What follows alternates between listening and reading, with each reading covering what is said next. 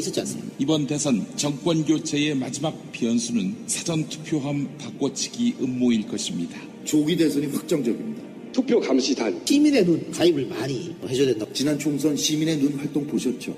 전국에 투표소 15,000개, 선거 부정을 원천 봉쇄하려면 투개표 감시단 6만 명이 필요합니다. 정권 교체의 완성은 투표함을 지키는 것입니다. 시민의 눈을 검색하세요.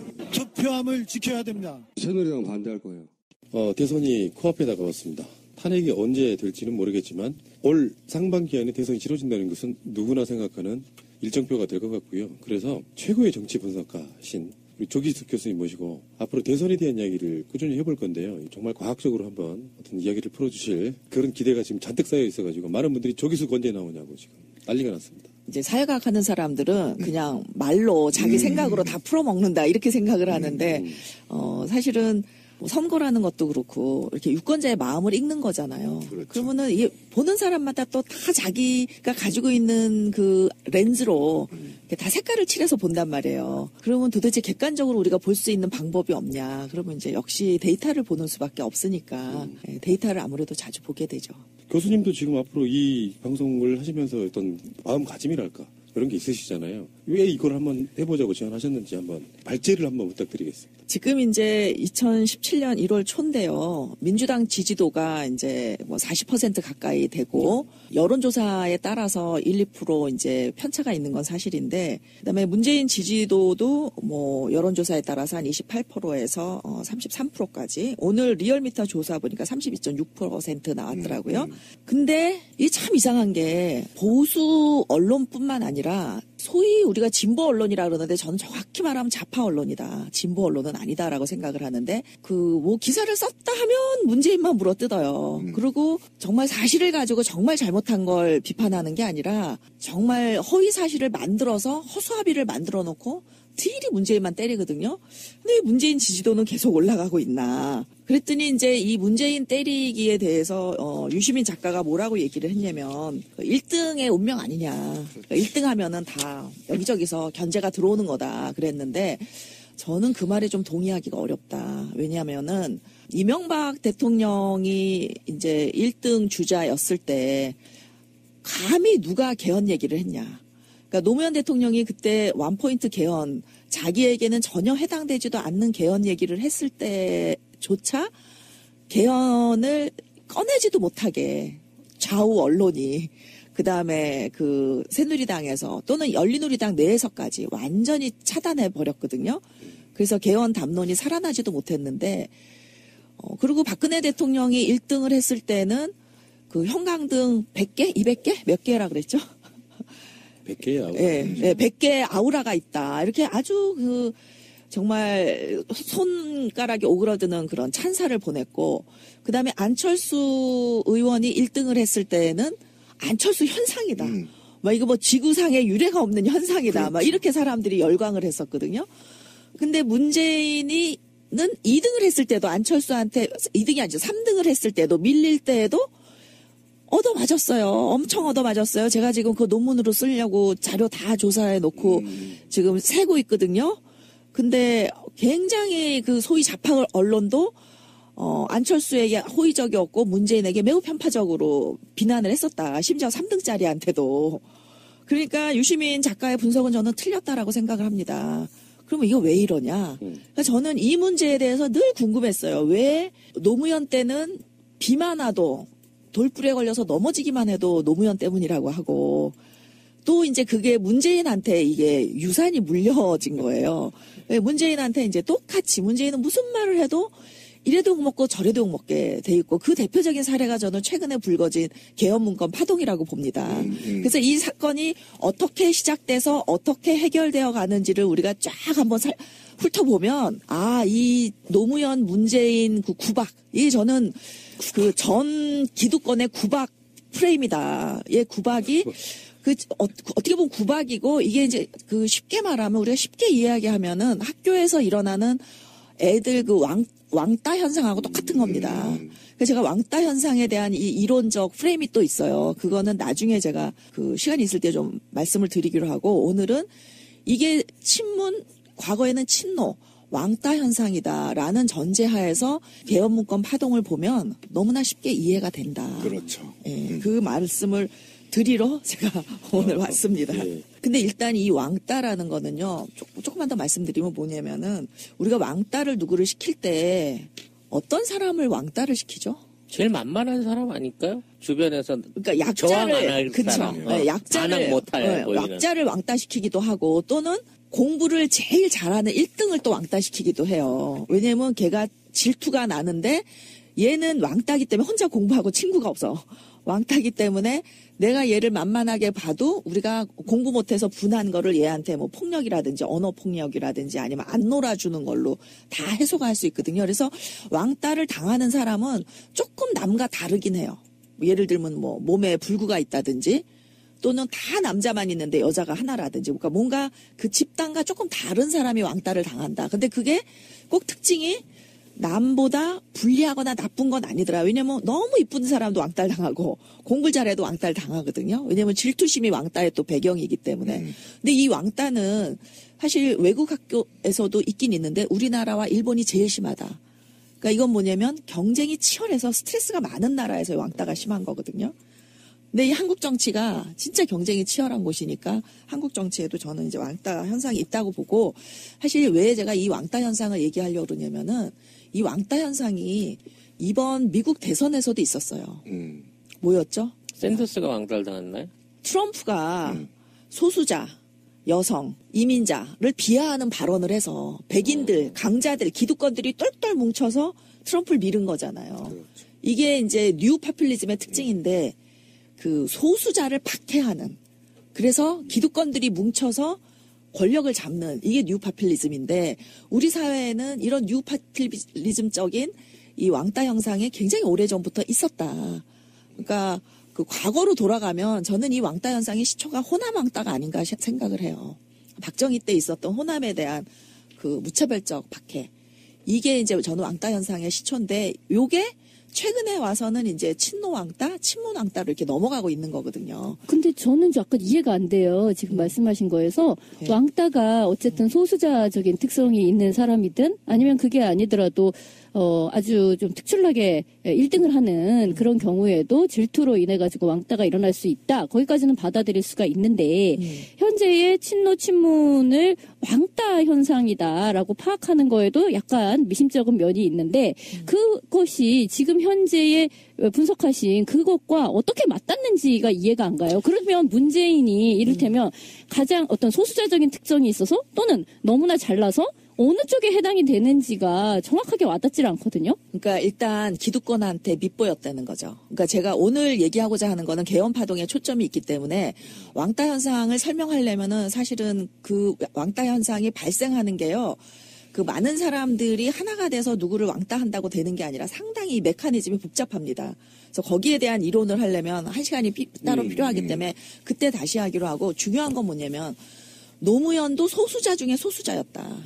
그러니까 소수 정당의 소수 계파로서 그 자기를 따르는 현역 의원이 천정배 딱 한 명이었던 그리고 당에서도 배척을 당해서 개혁당을 등에 업고 대통령에 당선됐을 만큼 그다음에 대통령이 되고도 당내에 자기 사람을 하나도 심지 못했다.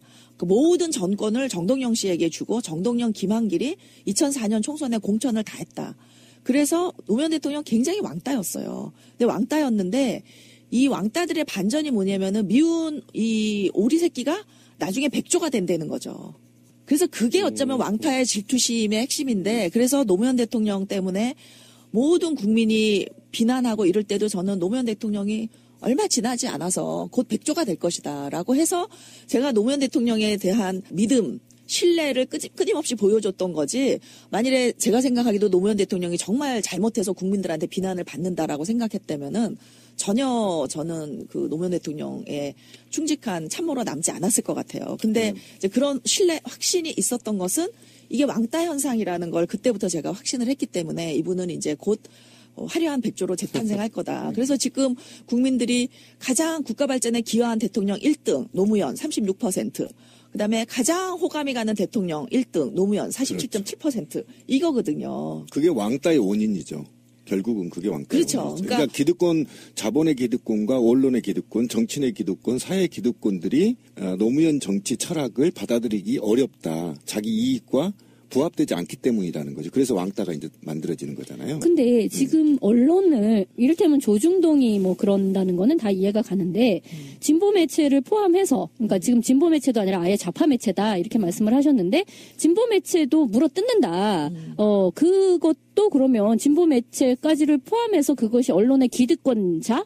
라고 그렇게 분류를 하신 거예요? 아니요.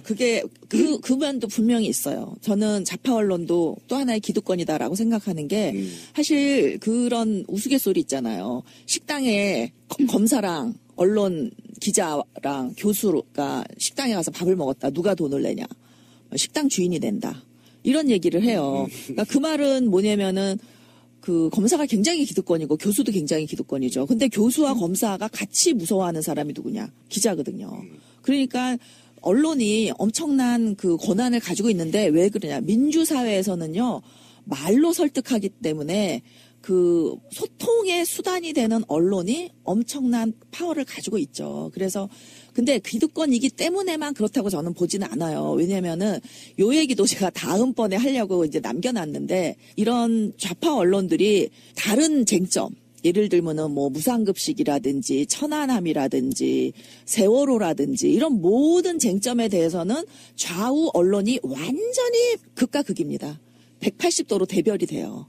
그러니까 안철수에 대해서도 그랬어요. 보수 언론은 파퓰리스트라고 막 비난을 했고 이제 그 한겨레 경향 이런 언론들은 뭐 거의 뭐 바람직한 이상적인 성군의 모델처럼 뛰어오른 정말 제가 그 기사들을 다 이제 그 읽으면서 이렇게 분류를 하고 분석을 하는 동안 정말 손가락이 오그라들 정도로 아 이거 안철수 홍보 매체 아니야 할 정도의 기사를 쏟아냈어요. 그러니까 사실 우리 이 진보 언론들이 그동안 참 어려운 환경에서도 자기네 자존심 하나로 지켜온 언론 아닙니까?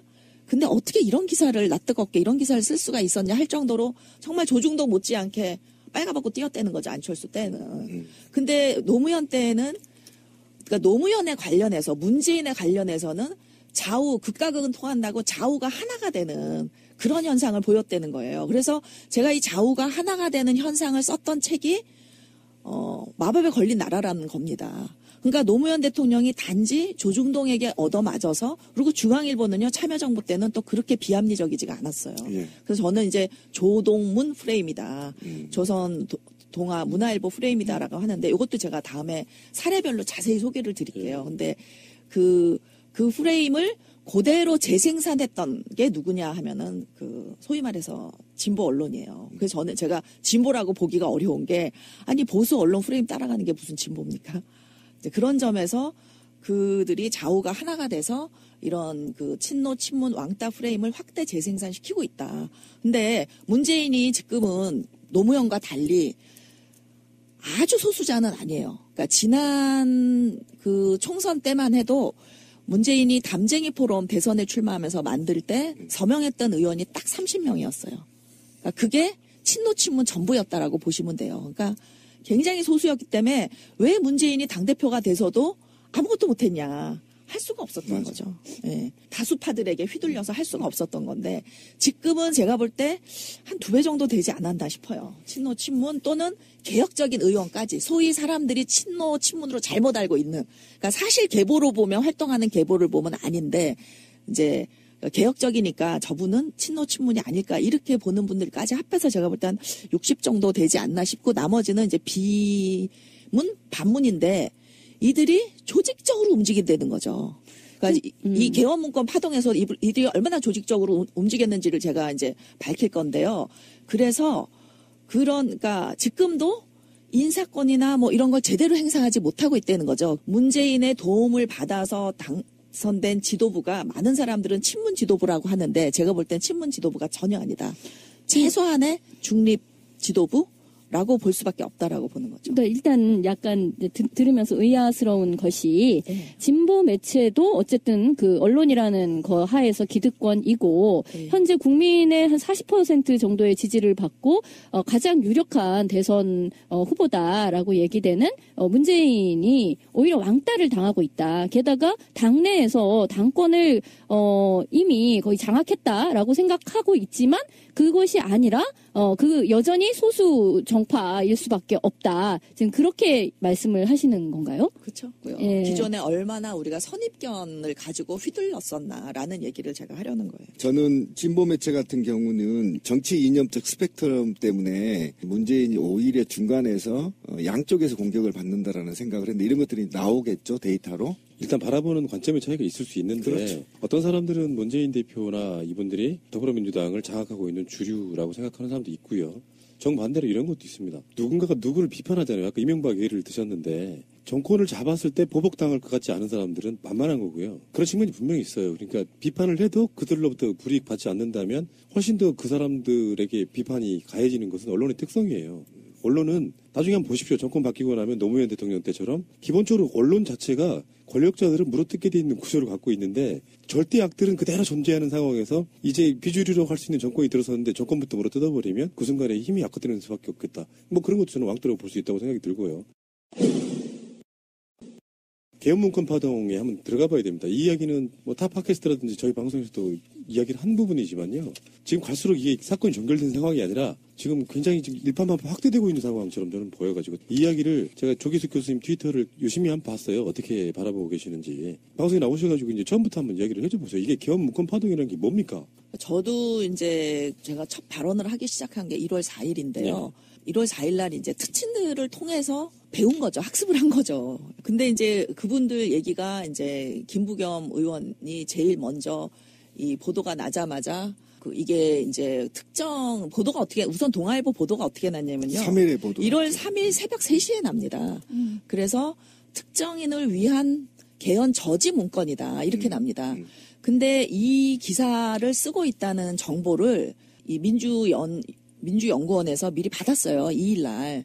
그래가지고 2일 날 그 기자에게 전화도 했고 이게 특정인을 위한 개헌 문건이 절대 아니고 아니다. 오히려 개헌을 좀 적극적으로 받아들여서 당이 좀 이걸 주도하는 모습을 보이라 하는 오히려 호언 문건이에요. 내용을 보셨어요? 네. 예, 보셨으면 알겠지만 그러니까 이게 33쪽에 달하는 보고서기 때문에 사실 어디를 하이라이트 하냐에 따라서 얼마든지 다른 의견이 나올 수 있는데 전체적으로 이 글을 쓴 연구원 자체가 그렇게 친문 성향이 아니고 전혀. 그리고 오히려 그 보고서를 보고 추미애 대표가 처음에 좀 격노했던 건 본인에 대해서 사실관계가 틀렸기 때문에 그러니까 본인이 마치 그 개헌에 반대하는 것처럼 그거는 아마 추 대표가 입장이 초기에는 좀 그랬어요. 왜냐면은 이 촛불 전국에 개헌을 얘기하는 사람은 남의 집 불난데서 군방 구워 먹는 거 아니냐 이런 발언을 했었기 때문에 맞아요. 기억나요. 예, 그 연구원은 이 보고서가 사실 완성돼서 이렇게 전달될 때까지는 시간이 좀 있잖아요. 그러니까 아마도 이전에 보고서를 쓰기 시작한 건 꽤 오래됐을 거 아니에요. 그러니까 그 초기의 발언을 가지고 쓰다 보니까 이제 가장 팩트에서 잘못된 거는 추미애 대표 발언이었다. 라고 생각을 하고요. 그러니까 개헌 자체를 반대하는 것은 아닌데 지금 시국에서 개헌을 논하는 것이 잘못되었다라는 것이 추미애 대표의 입장인데 아니 추미애 대표가 그 입장도 바꿨습니다. 나중에. 바꿨어, 나중에. 나중에는 왜냐하면 개헌 특위를 만들어서 우리도 적극적으로 의견 수렴을 하자라고 했고 개헌 특위가 공교롭게도 30일 날 떴습니다. 그래서 12월 30날이요? 12월 30날. 네. 개헌 특위가 떴기 때문에 이 보고서가 12월 30일이 금요일이죠. 보고서가 이날 전달이 됐어요. 대선 주자들에게. 근데 이메일이었기 때문에 대부분 며칠 동안 열어보지를 않았더라고요. 네. 문재인 후보 측도 바빠서 읽어보지를 못하고 그랬는데 이제 이게 전달된 거는 12월 30일이었고 추미애 대표의 입장이 변했기 때문에 개헌에 대해서 적극적인 입장을 표명을 했고 개헌 특위가 국회에서 30일 날 이미 떴기 때문에 사실 이 개헌 보고서가 만일에 이게 저지 보고서라면은 돌릴 이유도 없는 거죠. 근데 오히려 추미애 대표랑 제가 볼 때는 문재인 후보에 대해서 가장 좀 비판적이다. 왜냐면 이렇게 호언으로 비춰지면 안 된다. 개헌을 적극적으로 가지고 나가야 되고 이런 식의 개헌 개헌 전략을 해야 된다. 그러니까 수세적인 입장으로 보일 수 비춰지는 것에 있으니까. 대한 비판이 들어있는 거죠. 그러니까 예. 오히려 저는 화를 내면은 그러니까 추미애 대표가 처음에 화났던 이유는 자기에 대한 왜곡 사실 왜곡이 있었기 때문에 화가 나서 뭐 이런 보고서가 있어. 그래서 당 진상조사위원회에서 조사하라고 지시를 했던 이유가 예. 이제 자기에 대한 도전으로 봤던 거죠. 왜냐면은 내가 호언론자가 아닌데. 예, 그랬는데 이제 그 연구원의 입장은 오히려 이 두 분에 대해서 가장 비판적인 거죠. 왜냐면 민주당이 개헌을 적극적으로 치고 나가야 된다. 주도권을 완전 가져야 반대네요, 된다. 지금. 그렇죠. 근데 그러면은 이런 보도가 동아일보에서 난다는 걸 알고 연구원에서 전화 통화를 기자랑 직접 했고 또 이게 아니라고까지 했고 자기도 보고서가 있으면 눈이 있으면 한글을 읽을 거 아니에요. 근데 이거를 합리적인 개헌 전략 보고서 저는 이렇게 생각을 하고 싶은데 왜 합리적이라 그러냐면은 이 사람 의견도 들어가 있고 저 사람 의견도 들어갔고 제가 보기에는 제법 자기 나름대로 합리적으로 이렇게 만들었어요. 그래서 제 의견과 다른 곳이 꽤 많은 지점이 있어요. 그래도 저는 화가 안 나더라고요. 아, 이 사람은 이렇게 생각할 수 있지. 그러니까 이런 연구원 문건 같은 거는 보고서기 때문에 그 사람의 주관이 들어가지 않을 수가 없어요. 왜냐하면 그렇죠. 전략을 제시하는 거잖아요. 그럼 나와 생각이 달라도 이 사람이 참 객관적으로 하려고 노력했구나. 일부의 그 사실과 다른 게 있지만 이거는 시간상, 타이밍상 놓쳤을 수도 있구나. 이렇게 이해할 수 있는 것을 동아일보가 의도적으로 특정인을 위한 개헌 저지 보고서라고 보도를 새벽 3시에 하는데 저는 이건 제가 조금 착각한 건데 왜냐면 제가 이제 특친들한테 고자질을 당해서 제가 트윗을 하니까 저도 김부겸 의원이 처음 이 문제를 제기한 줄 알았어요. 왜냐면 김부겸 의원이 이제 김용희 원장의 사퇴를 요구했기 때문에 저는 이게 대선 주자와 당 최고위원들한테 갔으면 김부겸 의원이 제일 먼저 받은 사람 중에 한 명이니까 혹시 거기서 흘러나온 게 아닌가 의심을 했었는데 그래서 제가 처음에는 트윗을 그렇게 올렸었는데 어떤 분이 그건 아직 밝혀진 게 아니라고 해서 얼른 내리고 그다음에 이제 뭐라고 다시 수정을 했냐면은 아직 그렇게 오해를 제가 했는데 밝혀진 게 없다 그런다. 누가 유출을 했는지 누가 동아일보와 컨택트를 했는지는 지금 밝혀진 게 아니다. 없고 그 조사도 안 해요. 이게 만일에 역으로 그 친문들이 어떻게 이렇게 당대표와 문재인한테 비판적인 이런 보고서를 낼 수가 있느냐라고 항의를 했다면 그리고 언론에 이걸 흘려서 이렇게 보도를 했다면 이거 당 진상조사위원회에서 조사 안 할까요? 난리가 났을 것이다. 난리가 났죠. 그러니까 저는 기본적으로 이 왕따 정치의 핵심은 이중잣대라는 거예요. 그러니까 약자가 했을 때는 유야무야 되고 이제 이 강자들이 이제 이 왕따 집단에 대해서 이지매를 가할 때에는 그 규율이 없는 거죠. 그러니까 아주 느슨한 거죠. 그래서 어쨌든 제가 재밌는 거를 발견했는데 모 의원이 김부겸 의원은 아니고 모 의원이 새벽 5시에 새벽 3시에 이 동아일보 기사가 떴는데 이분이가 밤새 안 주무신 거예요. 새벽 5시 반에 이 문건에 대해서 그 진상 조치를 하라고 항의 글을 페북에 올립니다. 그것은 뭐냐면은 언론과 다 사전 조율이 된 조율이 거네요. 됐다는 느낌이 드는 나 거예요. 3시에 낼 테니까 새벽 5시에 항의해줘 이러고. 그런데요, 그러면은 이게 지금 이 사건을 전혀 모르는 사람도 있을 것이고 너무나 왜곡되게 알고 있는 사람도 있을 텐데 궁금한 게 민주연구원에서 사실은 비문기로 분류되는 연구원이 당 전체 차원에서 대선 주자들까지 같이 돌린 문건인데 그게 왜 문제가 되는지 저는 아직도 이해를 못하거든요. 그러니까 이게 이제 뭐냐면은 친문들은 늘 주눅이 들어있어요. 왜냐면은 여기서 반항을 했다가는요 완전히 가루가 돼요. 언론이나 동료 의원들에 의해서 집중 공격을 받기 때문에 심지어 그 최고위원회에서조차 이게 그럴 리가 없다. 내가 아는 김용희 원장은 그럴 사람이 아니다. 이런 옹호가 전혀 없는 거죠. 그러니까 이 왕따는요. 옹호하는 사람이 없을 때 생기는 겁니다. 그러니까 주위 사람들의 비겁함에서 생기는 게 왕따예요. 그래서 어쨌든 그 다음에 재미있는 것은 그날 당일날 3일날 새벽에 기사가 뜨고 5시 30분에 모 의원이 최초로 항의글을 올리고 11시 50분에 이제 김부겸 의원이 항의글을 올려서 저는 그래서 오해를 했습니다. 그 부분은 제가 잘못한 것 같아요. 근데 제가 오해를 했던 이유는 진 의원은 대선 주자가 아니라서 이 보고서를 받을 입장에 있지 않다는 거예요. 어떻게 알았지? 그 새벽에. 그 참고로 내용을 말씀드리면은 진 의원이 김종인 전 비대위원장의 비서실장이었습니다. 그걸 알고. 아니 근데 저는 이런 간신법 진짜 싫어해요.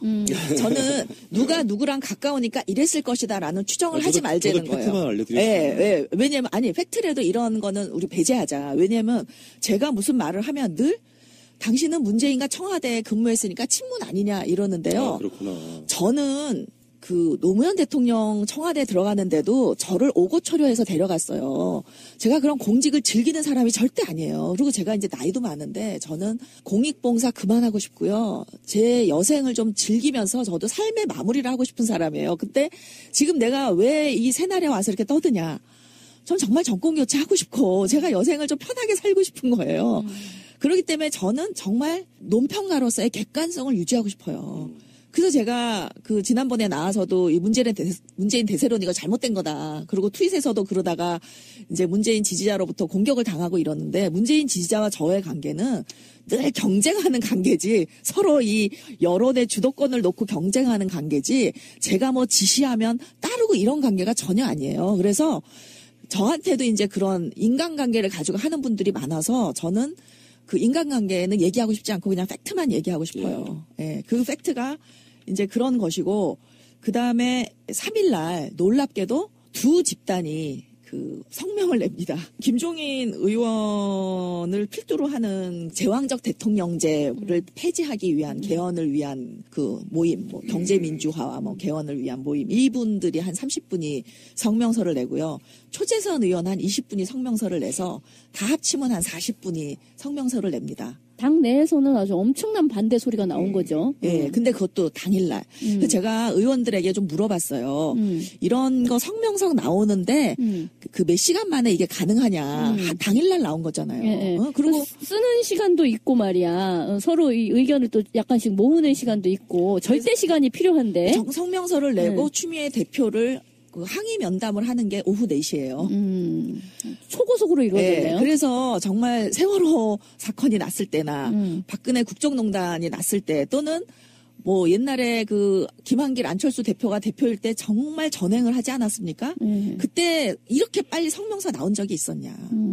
그러니까 참 이거는 미리 조율되고 준비된 게 아니면 어려울 거다라는 의심이 드는 거예요. 저는 그냥 합리적 의심입니다. 팩트는 없어요. 근데 요 부분에 대해서 일반 시민의 시각에서 이 사태들을 봤을 때요. 사실 일반 시민이 안에 보고서 내용이 뭔지 구체적으로 어떻게 알아요? 관심도 없지. 근데 언론이 취했던 팩트를 지금 기억해보면 뭐냐면 문재인이 유리하니까 개헌이나 이런 걸 배제해서 그냥 이대로 끌고 가자라는 문건을 돌려서 이게 파동이 됐다라는 식으로 저는 그런 뉘앙스로 들을 만큼 언론이 호도해 나가고 있는 건데 지금 교수님 말씀으로 하자고 하면 이 보고서 자체의 근본적인 주제는 오히려 개헌에 적극적으로 대처하고 개헌을 끌고 가야 된다는 내용의 보고서라는 말씀 아니죠? 동아일보의 악의성인데요. 제가 봤을 때는 헤드라인이 바뀌어요. 나중에. 친문끼리 돌려봤다가 타이틀이었어. 그러니까 내용을 들어가 보기 전에 이미 나쁜 이미지를 만들어 놓고 시작하는 그러니까 정말 프레임이 있었다는 내용에 대한 설명은 기사가 별로 없어요. 다 그거를 이용해가지고 친문이 맞지 이 정권을 유지하기 위해서 그런 걸 돌려봤다라고만 하는 거지 방금 말씀하신 이 보고서의 실체적인 주장 이게 무엇인지에 대한 내용을 내가 못 들어본 것 같다는 근데 이게 거야. 이번 한 건이 아니라는 거예요. 참여정부의 모든 사건이 이런 식으로 보도가 됐고 거짓을 진실로 둔갑시키는데 조동문이 하나가 돼서 이제 지나고 보면은 그때 우리가 속았지 하지만 그때는 다 속는 거예요. 왜 속냐면 설마 언론이 그렇게 악의적인 거짓말을 할까? 그러니까 우리나라 국민들이 언론에 대한 신뢰가 정부에 대한 신뢰보다 굉장히 높은 이상한 나라 중에 하나예요. 왜냐면 선진국은 정부에 대한 신뢰가 언론에 대한 신뢰보다 높습니다. 왜? 학교에서 언론 교육을 계속 시켜요. 언론은 믿으면 안 된다. 언론은 늘 인간이 하는 일이기 때문에 잘못의 가능성이 있고 또 의도적으로 왜곡도 하는 나쁜 언론이 있기 때문에 늘 비판적으로 봐야 된다. 비판 교육을 시키는데 그렇기 때문에 선진국 시민들은 언론을 그렇게 잘 안 믿는 경우가 많아요. 그래서 이제 정부 신뢰가 훨씬 높은데 그렇죠. 우리는 독재 국가를 경험했기 때문에 그리고 여전히 그 노무현 대통령 이전까지 제왕적 대통령을 경험을 했기 때문에 사람들이 언론을 더 믿는 거예요. 그러니까 언론 신뢰가 훨씬 높기 때문에 노무현 대통령이 왜 대통령이 언론하고 싸웠냐 하면은 대통령이 싸우면 사람들이 언론을 제대로 한번 읽어보고 양쪽 의견을 들어보고 언론에 대한 불신을 갖게 된다는 거예요. 그러니까 그 대통령은 국민들이 학교에서 교육을 못 받으니까 본인의 몸을 던져서 언론과 싸움으로써 이제 이 사실을 밝히려고 했는데 사실은 그게 제왕적 대통령에 대한 프레임을 가지고 있는 국민이 보면 이거 대통령이 언론 탄압하는 거 아니야? 이런 시각을 가질 수 있게 만들어서 그 당시에는 효과가 별로 없었어요. 그런데 노무현 대통령이 돌아가시고 나서 수많은 시민이 깨어난 데에는 대통령의 그 노력이 진짜 수십 년을 내다보고 했던 싸움이 이 효과를 발휘한다라고 할 수 있는 거죠. 결국은 그런 거잖아요. 그러니까 지금 어쨌든 더불어민주당 싱크탱크인 민주연구원 김용익 씨가 원장으로 있는 거기에서 작성했다는 정치권 개헌 문건 저지, 그다음에 비문연대, 비문전선, 그다음에 대선 주자 5명에게 전달했다. 이런 건 사실인 거죠, 그죠? 그렇죠. 네, 그건 팩트인 거고. 근데 이제 거기서 팩트가 잘못된 건 뭐냐면은 이게 개헌 저지 문건이라는 거. 그렇죠. 그다음에 그 타이틀이 친문끼리 돌려봤다는 거. 그렇죠. 그다음에 이제 친문끼리 돌려본 게 아닌 걸로 나오니까 다른 주자들은 다 이메일로 성의 없이 보내서 이메일 체크도 안 해보게 해놓고 이제 문재인만 친전으로 보냈다. 그렇지. 그랬는데 이것도 이제 김용익 원장이 그렇게 하니까 그 어떻게 보내줄까 물어봤더니 이제 문재인은 와서 가져가겠다 해서 와서 가져갔고 뭐 다른 사람들은 이메일로 보내라 그래서 이메일로 보냈다라고 보고를 들었는데 알고 보니까 다 이메일로 보냈다는 거예요, 그냥. 그리고 제가 이 사건을 듣고 나서 이제 이게 초점이 문건 내용이 아니라 이제 그 차별, 대선 주자 차별 대우로 넘어가더라고요. 그래서 저도 너무 궁금해서 문재인 측에 전화를 해봤어요. 그래서 뭘로 받았냐 그랬더니 이메일로 받았다. 근데 문 대표가 바빠서 아직 읽어보지도 않았다. 그렇게 얘기를 하더라고요. 그러니까 그것도 전혀 사실이 아닌 거죠. 그러니까 어쨌든 이 문건이 친문들끼리 돌려보았다라는 그 프레임 안에서 이 당 안에 모든 것이 문재인을 위해서 어떤 짬짬이 속으로 돌아간다 이런 식의 인상을 굉장히 강하게 주는 주기 위한 아주 그런 왜곡이 의도적인 있었다. 도발이다. 나는 깜빡 속았네. 이 자리에서 자백하거니와. 자, 그런데 이제 문제는 오늘 시점에서 4일이 지난 오늘 시점에서 보니 지금 탈당 플러스 개헌용 카드를 통해서 탈당의 정당성을 부여받고 개헌의 회계문의를 장악하기 위해서 고도의 전략을 수립해서 프레임으로 작동되고 있다라는 게 곳곳에 지금 증명이 되고 있다라는 거잖아요. 지금 더불어민주당을 제외한 나머지 당들이 일사불란한 공격, 선관위까지 이제 조사 촉구, 그러면서 결국은 친문과 친박을 동일선상에서 놓고 사당화로 몰아가는 방향이 지금 되다 보니까 완벽한 프레임이 짜서 일사불란하게 움직인다라는 거잖아요, 지금. 그죠, 핵심이. 그렇죠. 그러니까 친박은 배제의 대상인 게 그렇죠. 이거는 배제의 정치학이 아니에요. 왜냐하면 심판의 대상인 거죠. 그렇죠. 왜냐하면 국정을 농단했고 그 지지도가 말해주고 국민 다수가 원해서 탄핵을 한 상황이기 때문에 배제가 아니라 심판의 대상이다. 근데 친노가 뭘 잘못했냐고. 또 특히 친문이 뭘 잘못했냐고. 친문은 저는 사실 누가 친문인지를 정확히 모르겠어요. 왜냐면은 그냥 개혁적인 의원은 국민들 눈에 그냥 다 친문으로 보이는 거예요. 근데 저는 반문이 누군지는 정확히 알겠어요.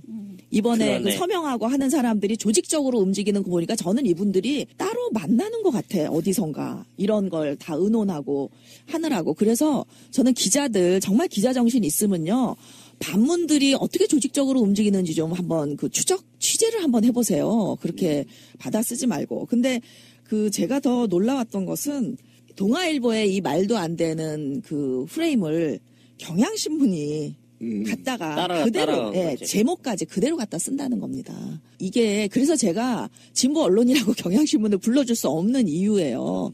그러니까 그때는 이미 경향신문이 이 프레임을 가져갔을 때는 1월 5일인데 이틀이 지났잖아요.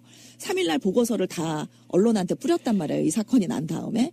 그러면 분명히 보고서를 입수하고 썼을 텐데 어떻게 특정인을 위한 개헌 저지 보고서 이런 제목의 기사를 낼 수가 있냐 이거죠. 근데 저는 이제 이게 굉장히 무섭다는 게 뭐냐면 그러니까 친박이 저지른 각종 폐악질, 폐륜적인 범죄, 그다음에 장기 집권을 통한 개헌 얘기들이 이 용어 키워드를 전부 친문으로 돌려버린다는 겁니다. 지금 어디까지 갔냐면 장기 집권 계획 플랜까지 나와 있어요. 지금 언론들이 여기까지 가버리면 지금까지 우리가 촛불을 들었던 각종 분노한 시민들의 키워드를 키워드를 바로 친문한테 더 씌워버린 효과가 생겨서 굉장히 무섭다고 저는 생각이 들어서 굉장히 이건 차분하게 대응하고 끈질기게 대응해야 될 문제다. 이런 거거든요. 그런데 이제 이게 또 얼마나 조직적이었는지 제가 계속 얘기를 해볼게요. 그래서 이제 3일날 오후 4시에 그 초재선 의원들을 면담한 추미애 대표가 이제 본인도 화가 났어요. 왜냐면 본인에 대해서 분명히 팩트가 잘못돼 있으니까. 그리고 이제 거기에 언론에서 쓴 도표를 갖다 쓰는데 그 도표가 뭐냐면은 이제 비문들이 당 밖에서 개헌 연대를 할 것이다라는 도표가 있어서 이제 이 연구원이 그걸 그대로 갖다 쓰면서 비문 연대를 경계하기 위해서라도 당 대표와 문재인 후보는 적극적으로 호언 프레임으로 바꿀 필요가 있다라는 조언이에요. 그러니까 이게 바로 그 개헌론자들이 가장 좋아하는 거 아닙니까? 그렇죠. 그거를 제시한 거예요. 그런데 그 다행히 뭐 이 보고서를 보기 전에 문재인 대표도 그런 위협을 느꼈는지 2018년 개헌을 12월 30일 날 선언을 해버려요. 예. 그래서 보고서를 어쨌든 읽어보기도 전에 그렇게 그 문재인 대표는 어쨌든 이 야합 속에서 탈출구를 찾은 건데 그래서 이제 당 진상조사위원회에서 해서 철저히 처벌을 하겠다.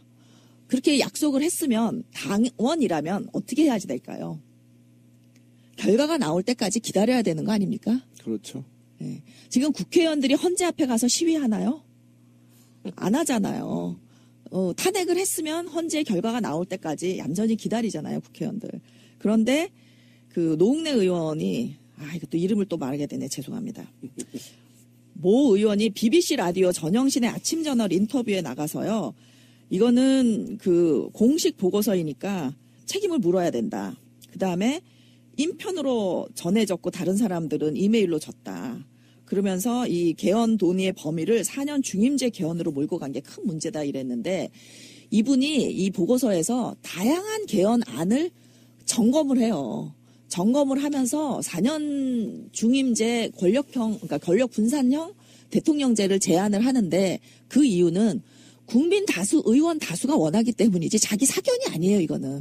제가 이 연구원의 페북을 1년 넘게 다 제가 샅샅이 훑었어요. 그랬더니 그때 이미 경향신문에서 보도했던 그 이제 여론조사, 국민 다수와 의원 다수가 이 4년 중임제 개헌을 원한다는 그거를 이분이 페북에 클릭을 링크를 해놨더라고요. 그러니까 뭐냐면 자기 의견이 아니라 이게 국민 다수가 원하는 의견이니까 지금 촛불 전국에서는 국민 다수가 원하는 개헌을 한다는 얘기지 이거를 문재인이 주장하기 때문에가 아닌 게 이 안은요. 문재인만 원하는 게 아니라 이재명 후보도 원하고 그다음에 김부겸 의원도 지방과 권한을 분산하는 대통령제예요. 그렇기 때문에 이게 특정인을 위한 거라고 보기가 어렵다.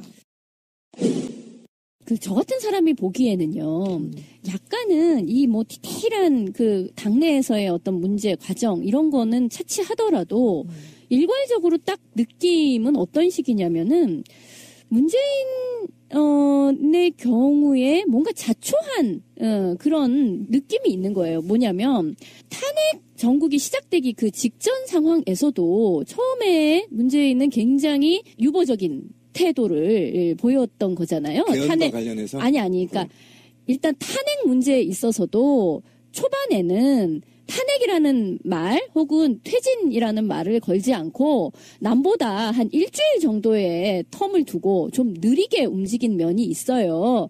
결과적으로는 탄핵을 얘기를 했지만 좀 느리게 움직였단 말이죠. 그러니까 그 과정에서 처음이랑 나중이랑 말이 좀 달라졌다 또는 늦는다 뭐 이런 식의 비판이 있었던 것이고 개헌 관련해서도 사실 훨씬 더 예전에는 개헌에 찬성하는 입장을 보여왔었잖아요. 하지만 이 지금의 개헌 정국 하에서는 어쨌든 문재인을 제외한 다른 사람들은 개헌에 찬성하는데 문재인은 개헌은 반대라는 입장이 처음에 일단 있었던 것이고 그리고 그 이후에 조금 뒤늦게 지금 말씀하신 것처럼 4년 중임제 대통령 중심제 이것이 그래도 계속 나 혼자 개헌 안 해 이런 식의 수세적인 입장보다는 차라리 공세적으로 이렇게 얘기를 정리하고 가는 게 낫겠다라는 것 속에서 이렇게 주장을 했지만 이미 사람들의 머릿속에는 문재인 혼자 그 개헌은 지금으로서 반대한다는 거고 나머지는 개헌을 찬성하는 입장이니까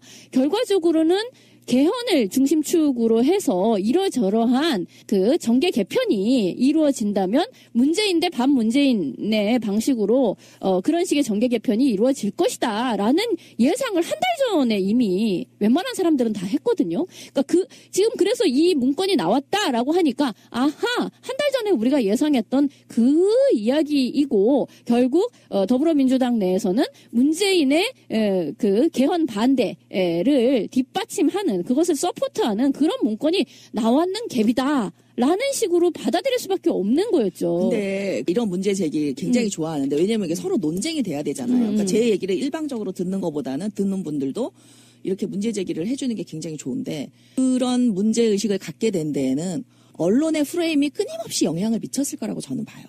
그러니까 나는 언론으로부터 자유로워 이런 사람은 없다는 거예요. 자꾸 듣다 보면은 저도 제가 한 발언도 내가 진짜 이런 발언을 했나 다시 돌아보게 되고 내가 아닌 게 된다니까요. 언론이 뭔가 허상을 만들어 놓으면. 그런데 마치 문재인이 제일 늦게 탄핵을 얘기한 게 잘못인 것처럼 말씀하시는데 그렇지, 그게 문제지. 저는 문재인이 그렇게 했기 때문에 탄핵이 성공했다고 봐요. 왜냐하면 탄핵이 만일에 이루어진다면 가장 수혜를 볼 사람으로 많은 사람들이 생각을 한다고요. 그러니까 몸조심하느라.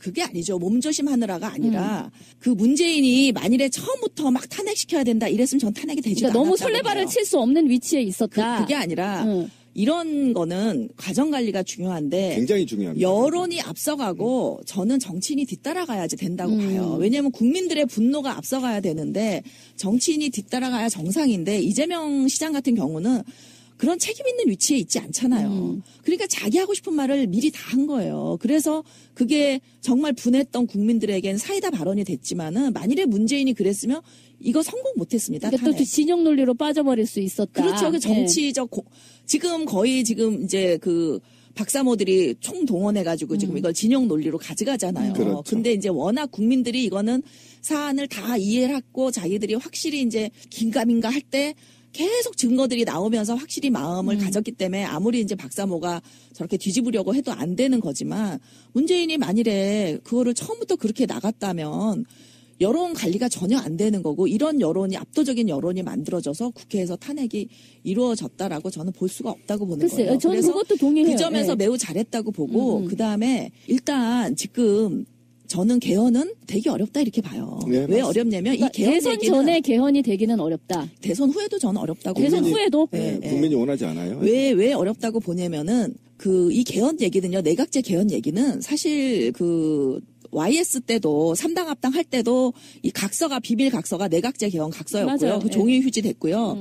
DJP 연대도 사실 내각제 고리로 했지만 거죠. 예. 그래서 그때 개헌 논의가 좀 나왔었어요. TV 토론이나 이럴 때. 근데 그때만 해도 압도적으로 그 대통령제를 지지하는 국민들이 많았기 때문에 실패한 거예요. 네, 그리고 맞아요. 의원들은 끊임없이 이 얘기를 해왔어요. 네. 왔는데 그러니까 국민들이 뭐냐면은 바꾸고 싶은 게 한두 개 있어요. 그런데 그걸 바꾸려다가 정말 호랑이가 들어와가지고 이거를 다 채가지고 진짜 내가 원하지 않는 거를 바꿀까봐 두려움이 있는 거예요. 그러니까 문재인도 그렇고 문재인은 당연히 개헌론자일 수밖에 없어요. 왜?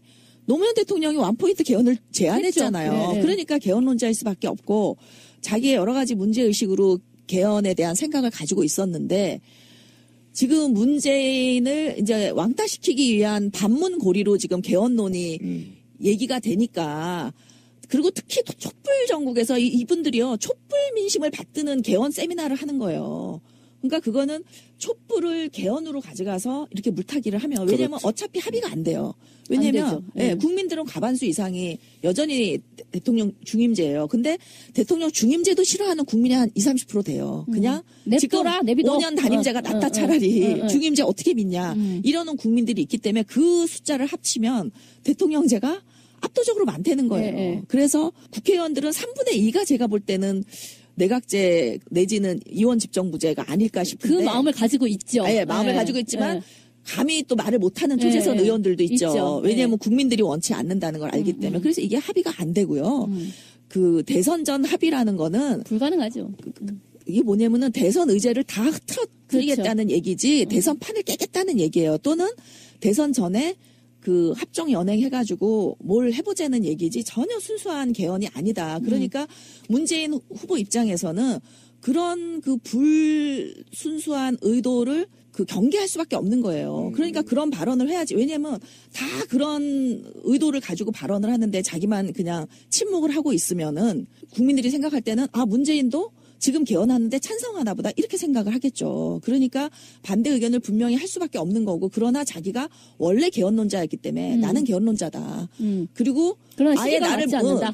그러나 시기가 맞지 않는다까지만 해도 사람들이 못 믿으니까 아예 그러면은 2018년에 지방선거 때 때. 하자. 근데 저는 이것도 실현되기 어려운 공약이라고 생각하는 게 합의가 결국 안 될 거다. 그렇죠. 예, 왜냐면 너무나 그 서로 생각이 다른데 제가 이제 그 개헌 토론할 때 지난번에 박형준 그 MB 때 정무수석 하고 이제 개헌 토론을 했었는데요.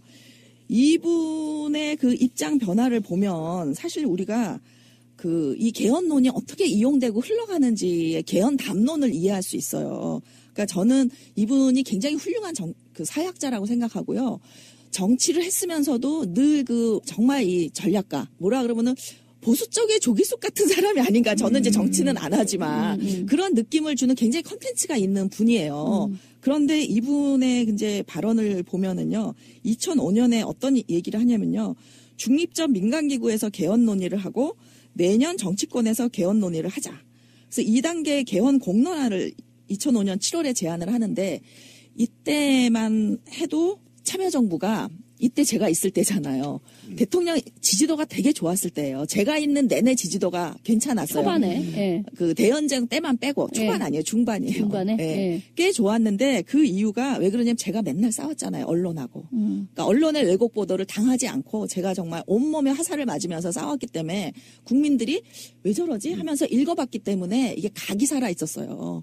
그래서 대통령 지지도가 꽤 좋았기 때문에 이분은 어떻게 생각했냐면은 그 합종 연행이 꼭 나쁜 게 아니다. 내각제 개헌하자 이래요. 그러니까 노무현 대통령 지지도가 좋으니까 아 이거 다음에도 정권 교체 어렵겠구나. 이분이 이런 생각을 했던 것 같아. 그래서 2006년에 한나라당이 지방선거를 압승한 후에 뭐라고 얘기를 하냐면 누구를 반대하기 위해서 연대하는 것은 굉장히 네거티브한 것이다. 그러면서 임채정 국회의장이 개헌론 얘기를 했더니 2006년에 시기를 놓쳤다. 근데 자기가 2006년에 개헌 공론화를 정치권에서 하자 그랬잖아요. 근데 지방선거에서 압승한 다음에 딱 태도를 바꾼 거예요. 시기를 놓쳤다. 그러면서 개헌 그 2007년 여야 토론회에 가서는 노무현 대통령의 이 원포인트 개헌. 노무현 대통령이야말로 자기 지지도가 한미 FTA 통과되고 가장 높을 때 50%가 넘을 때 이 개헌을 제시해요. 왜냐하면 지지도가 낮을 때 하면 이게 정략적이라고 할까 봐. 그렇죠. 예. 예, 자기가 정말 지지도로부터 자유로울 때 이 주장을 하고 우리 헌법에 따르면 이게 그 중임제가 돼도 노무현 대통령은 해당이 안 돼요. 그래서 전혀 정략적으로 볼 여지가 없는데 이분이 뭐라 그러냐면 개헌은 고도의 정치적 행위이기 때문에 대통령은 정치인이다. 그래서 정치적 해석을 하는 것은 당연하고 의도와 관계없이 정략적 요소가 다분하다. 이런 얘기를 하면서 지금 이 시간에 그 개헌 논의를 하는 것은 특정인을 두고 그 특정인 연대를 하는 거다. 그 이런 건 특정인이 바람직하다. 누구예요? 이명박이죠. 예, 그때 후보로서 가장 앞서 나가는 후보였으니까 예. 이렇게 입장을 바꾸는데 저는 이게 나쁜 게 아니라 정치인들이 다 이런 생각으로 개헌에 임한다는 거예요.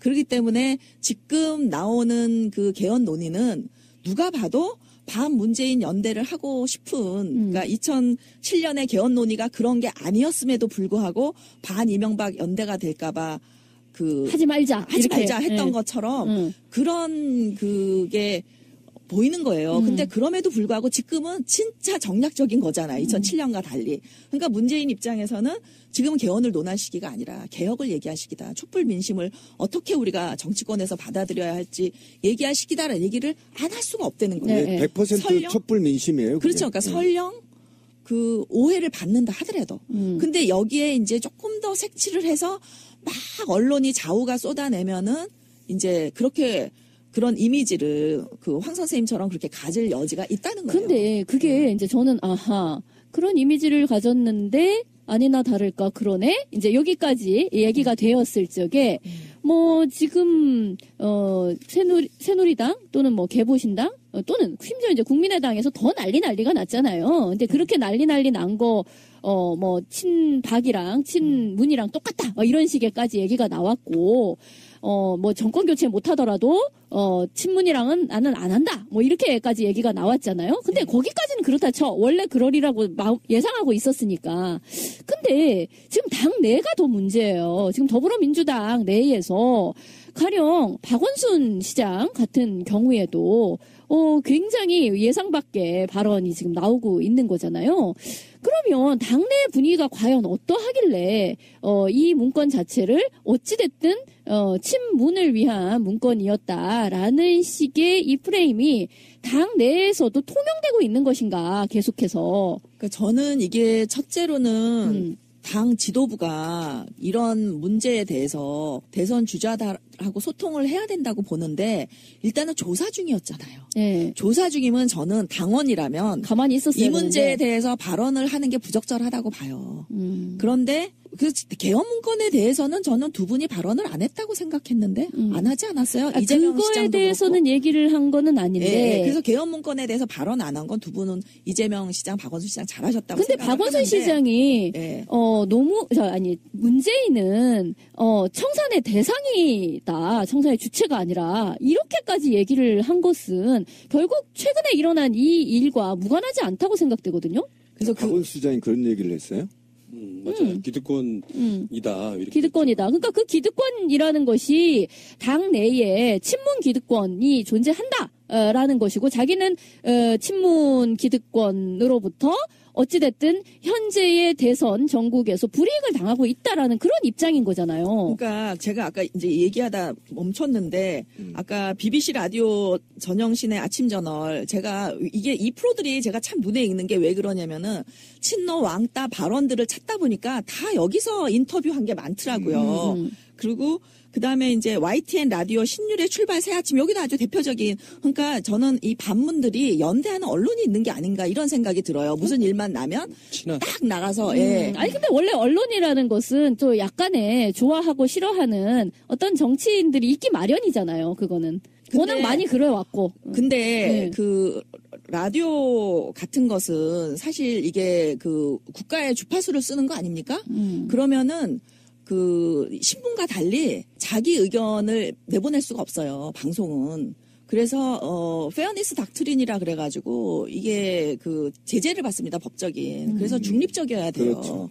근데 이렇게 편파적인 방송을 친노 친문의 편파적인 방송은 아무나 겁도 안 먹고 해. 그러니까 일단은 이게 문재인의 사당이면 과연 이게 가능했겠냐는 거예요. 초선 의원이 이렇게 당 대표에 조사를 하겠다는 그 얘기가 있었음에도 불구하고 다음날 8월 아침에 나가가지고 아주 그냥 계획대로 움직이는 것처럼 보일 수밖에 없는 이런 행동을 하고 심지어는 어떤 일이 있었냐면 주승용 국민의당 원내대표에게 보낸 문자 메시지에서 이번 문건을 계기로 민주당의 전체 최고위원과 주요 당직자, 시도당 위원장 중 친문이 아닌 사람이 한 명도 없는 민주당의 민낯이 드러났다며 민주당이 문재인 사당이다. 그리고 추미애가 문재인의 아바타다라는 문자를 보내요. 다른 당 원내대표한테요? 네. 이게 엄청난 해당 행위잖아요. 그렇죠. 그런데 최근에 있었던 문자 사건이 뭐냐면 김진표 의원에게 정세균 국회의장이 보좌관이 저는 정세균 의장이 이런 거에 개입했을 리가 없는 분이라고 생각해요. 아니 본인도 얼마나 지금 중요한 자리에 있는데 이런 한심한 짓을 하겠어요? 근데 보좌관이 개인 의견이잖아요. 개인 의원한테 이렇게 이러하니 그 문재인을 좀 밀어달라. 저는 당원들끼리 이런 거 있을 수 있다고 생각해요. 왜 자기 선호가 있잖아요. 다 좋지만 근데 난 이분이 제일 정권 교체에 적합하다고 생각한다. 당신이 좀 맡아달라. 이럴 수 있잖아요. 있는데 이거는 지금 진상조사에서 밝혀냈잖아요. 근데 이 추미애 대표와 이 문건에 대해서 문자에 완전히 대해서. 왜곡하는 문자에 대해서 아무도 조사란 말이 없고요. 할 생각도 안 하고 있어요. 그러니까 이렇게 기울어진 운동장이 진보 보수 사이에만 있는 게 아니라 민주당 내에 심지어 추미애가 아바타라고 하는 문재인의 아바타라고 하는 사당이라고 하는 당에서 버젓이 벌어지고 있고 징계도 안 받는다는 거예요. 그러니까 전혀 당 기율이 안 잡힌다는 게 저는 이 민주당이 문재인 사당이 아니라는 거고 지금도 끊임없이 조직적인 반문에 의해서 휘둘리고 있는 정당이라서 매우 걱정스럽다. 그래서 저는 이게 두 가지라고 봐요. 하나는 뭐냐면 설령 이렇게 해서 문재인이 대통령이 돼도 안 무섭다. 우리는 끊임없이 당신을 흔들 거다 하는 경고일 수도 있고 두렵지 않은 거일 수도 있고 또 하나는 자신이 있는 거죠. 뭐냐면 여기에서 해당 행위로 징계받으면 반문 개헌연대로 해도 좋고. 그렇지. 제3지대에 가서 만날 수 있으니까. 그러니까 하나도 이게 사당이 아닌 거예요. 그러니까 꽃놀이패를 놓고서는 정말 당 지도부를 우습게 아는 초재선 의원들의 행태를 보고 이게 문재인 사당이라고 하는 게 너무너무 코미디인데 이거를 그 좌우 언론으로부터 계속 세뇌를 당하면은 마치 사실인 것처럼 착각할 수가 있다는 거예요. 교수님, 그러면은 그거랑 연관해가지고 지금 정치권에서는 손학규를 중심으로 반기문을 데려오는 그 3지대에 지금 개혁 보수 신당 이름 바뀐 바른정당이래요. 안 바르니까 이것들이 지금 바른으로 바뀌었. 친바른 정당 아니야? 된장 바른이라고 바뀐. 어쨌건 거기서 한 30여 명, 많게는 또 탈당을 하겠죠, 새누리당에서. 그 숫자와 현재 국민의당과 그리고 더불어민주당에 남아있는 비문, 반문들 나가서 한 100석 가까운 정당이 만들어질 공산이 아직까지 여지가 남아있을까요? 그러니까 이분들이 그걸 위해서 그러니까 후보를 교체하든지 우리가 나가든지 거의 사생결단을 위해서 이렇게 말도 안 되는 보고서를 가지고 트집을 잡아서 이렇게 조직적으로 움직인 게 아닌가 하는 저는 의심을 갖는 거죠.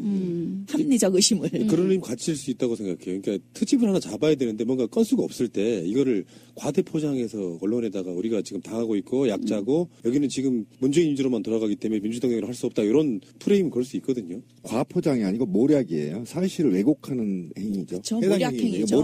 모략 해당 행위죠. 고도의 모략 해당 행위여서 저는 그럴 리가 없을 거라고 생각합니다. 왜 그러냐면 지금 더불어민주당이 상당히 지지율이 올라갔고 호남에서도 계속 회복하고 있고요. 그다음에 지지율이 불변하고 있기 때문에 이 정치권은 권력을 부여잡은 DNA가 있거든요. 국회의원들은. 그래서 어느 쪽으로 이 권력이 옮겨가느냐에 따라 자기의 위치를 바꿀 텐데 지금 국민들은 그렇지 않아요. 변함이 없습니다. 아직까지는. 만약에 이 국민의 여론이 변화가 된다면 아마 그런 현상이 발생될 수 있지만 지금은 국민들이 워낙 지금 깨어 있어서요. 정치적 예를 들면 이렇게 모략을 사용해서 제3지대에서 흩어져 모이고 이런 방식들을 허용하지 않을 겁니다. 국민들이. 그러니까 우리가 이제 과거를 돌아보면 그 노무현 후보가 당에서 흔들릴 때 이제 정몽준 후보가 막 떴잖아요. 그렇죠. 이랬을 때 이제 그때 탈당했던 사람들 그 중에서 이제 가장 피해를 봤던 게 이제 김민석 의원인데 그렇죠. 김민석 의원이 탈당하면서 그 노무현 후원금 계좌가 막 올라가거든요. 그러니까 우리 국민들이 또 이 약자를 지키려는 정서가 강해서 저도 이제 신비님 말씀에 동의를 많이 하는 게 끊임없이 흔들 거예요. 후보가 결정돼도. 그런데 그 결정되기까지는 더 저는 이렇게 세게 흔들 거라고 봅니다. 계기만 되면. 그러니까 정말 이 발톱을 숨기고 있다가 어느 때든지 저는 반문들이 조직적으로 이렇게 흔들 거라고 보는데 나가기는 쉽지 않을 거라고 봐요. 네, 왜냐면 새누리당도 보세요. 예. 많이 못 나오잖아요. 예, 나가기는 힘들 거라고 보는 게 우리나라 정당이 상당히 제도화되고 가고 있고요. 그 민주당이 이렇게 오랜 기간 선거 전에 잠깐 지지도가 이렇게 높았던 적은 과거에도 있었어요. 예를 들면 2012년에 혁통하고 이제 합당한 다음에 잠깐 지지도 높았었고 그 다음에 이제 지난 대선 직전에 잠깐 지지도 높았었지만 이렇게 오랜 시간 동안 안정된 지지도를 그리고 특히 계엄문건 파동이 그렇게 지난 며칠간 있었음에도 불구하고 이렇게 물론 조금 떨어졌지만 이건 뭐 오차범위 내니까 크게 흔들리지 않고 민주당 지지도가 이렇게 유지된 적이 없었기 때문에 쉽게 저는 탈당 강행을 못한다라고 보고요. 그리고 또 그 중심에 있는 분이 또 비례잖아요. 그렇죠. 그래서 그 못한다고 보고 심지어 저는 국민의당도 이 바른당하고 합치기가 이렇게 쉽지가 않다. 예. 그렇게 봐요. 왜냐면은 오히려 끝에 가서는 더불어민주당과 다시 들어오거나 소멸되거나 연대할 가능성은 여전히 있죠. 높습니다. 왜냐면은 결선 투표제라도 해가지고 뭔가 자리를 보장받고 이러고 그렇지. 연대를 하려고 그럴 텐데 제가 지금 드리고 싶은 말씀은 국민의당, 민주당과 연대하는 건 걱정하지 마세요. 왜냐하면 민주당과 정의당 합체도요 과반이 안 됩니다. 그렇기 때문에 연대할 수밖에 없어요. 다음 대통령이 누가 되든. 그러면은 그 연대를 한다는 것은 장관 자리도 서로 나누고 뭐 나눠 먹기를 할 수밖에 없는 거거든요. 그리고 이게 나쁜 것도 아니에요. 아까 박형준 교수가 얘기했듯이 나쁜 것도 아니기 때문에. 그리고 우리 헌법에는 이미 우리 그 외국 이렇게 분류표에 우리가 어떤 나라로 분류돼 있는지 아세요? 우리 대통령제가 아니에요. 우리 이현 집정부제로 분류돼 있어요. 왜 그렇죠? 책임 총리가 사실은 할 수 있는 구조예요. 그러니까 총리가 국무장관 국무위원 인사 제청권을 가지고 있기 때문에 사실 대통령이 함부로 할 수 없고요. 그렇게 되면은 상대방의 당의 대표를 데려다가 총리를 시킬 수가 있어요. 프랑스처럼. 네. 예, 근데 프랑스는 오히려 대통령제로 분류돼 있는데 우리는 이원 집정부로 분류돼 있는 이유가 또 우리는 의원들이 입각이 가능해요. 이게 내각제의 핵심이거든요. 그쵸. 의원 입각이 가능한 게. 그래서 사실은 이원 집정부제 요소가 있어서 이것 때문에 개헌을 하자는 게 코미디예요. 근데 이원 집정부제 개헌하자는 분들은 이런 거예요. 속 내용은 내각제인데 대통령을 국민들이 뽑고 싶어 하니 상징적으로 하나 두자. 오스트리아처럼. 이런 거예요. 그러니까 이 용어 가지고 얼마나 많은 속임수가 있는지 몰라요. 그래서 저는 국민들이 깨어나면 깨어날수록 개헌이 되게 어렵다라고 보는 거예요. 그리고 이 반문 연대도 되게 어렵다고 보는 거예요. 그런데 끊임없이 이렇게 흠집을 내다 보면 민주당이 당 지지도가 떨어지면 모르죠. 그걸 노리는 거죠. 그러니까 이게 정말 해당 행위인 게 민주당의 당 지지도가 떨어지면 편하게 탈당도 할 수 있는 거예요. 그러면요. 네. 지금 이를테면 더불어민주당 내에 반문 세력이라고 할 수 있는 사람들이 이렇게 지지율도 높은 때에 정말로 나가려는 것은 아니고 그 안에서 뭔가 흔들기를 통해서 자신들의 위세도 과시하고 그리고 궁극적으로 지금 목표로 하는 것은 오히려 당내 지지도를 낮추는 것을 목표로 한다는 그런 개념이에요? 그게 목표는 아니겠죠, 설마. 그러면 그 목표가 뭐예요, 정확하게? 그러니까 자기네 영향력을 행사함으로써 뭐 경선 규칙 같은 것도 타 후보들에게 유리하게 만들고 예. 그다음에 이제 당 대표나 원내 대표가 실제 제가 보면 원내 대표는 정말 친문 아니에요. 굉장히 중립이거나 아니면 약간 비문 반문 정도는 아니래도 그 원내 대표가 이번 일도 사실 추미애 그 당대표는 이거 보니까 완전히 그냥 소동이었다. 그리고 개헌을 잘 해보자는, 그러니까 나에 대해서 사실이 틀려서 내가 화를 냈었는데 개헌을 잘 해보자는 보고서지 전혀 개헌 저지 보고서도 아니다. 그리고 이제 김용희 원장도 그 인사 조치할 생각이 전혀 없다는 뜻을 밝혔는데도 이제 그래도 인사 조치를 해야 되지 않냐 이런 얘기는 제가 언뜻 본 것 같아요, 언론에서. 그 원내대표는 또 당대표랑 조금 생각이 다르더라고요. 그렇죠, 다르죠. 그러니까 이런 게 뭐냐면 원내 이제 의원들 역학관계 때문에 이렇게 소동을 벌이면 위축이 되죠. 친문이 그렇죠. 당내에서 또는 중립적인 사람도 자꾸 반문적 행태를 하게 되죠. 왜냐하면 지금 추미애 대표도 유출자 찾아서 문책 안 하잖아요. 그러니까 이렇게 되는 거예요. 그러니까 친문은 조용하고 그리고 친문은 원래도 뭐 김한길이든 안철수든 뭐 손학규든 누가 당대표를 대도 지죽은 듯이 조용한 게 친문이에요. 친노고. 왜냐면 저쪽에서 당권을 잡았으니까 우리는 협조해야지. 팔로우십이 좋은 사람들이에요, 한마디로. 그러니까 국민들이 지지를 하는 거예요. 그런데 반문들의 특징은 팔로우십이 꽝인 사람들이죠. 그래서 친문들이 당권만 잡으면 어떻게든지 소란을 일으켜서 자기네들의 영향력을 확대하는데 그 결과가 뭐냐면 최근에 보고서 파동이 있고 나서 개헌 특위가 모임을 했어요. 6일인가 모임을 했는데 거기에서 이제 무슨 얘기가 나왔냐면은 개헌 결사저지 위원들 아니냐 이 사람들이 개헌 문건에 의해서 선출된 사람 아니냐. 그래서 전원 물갈이를 해달라고 다른 당에서 요청을 하는 거예요. 그래서 저는 전원 물갈이 찬성. 왜? 친문이라고 할 만한 사람이 몇 없어요.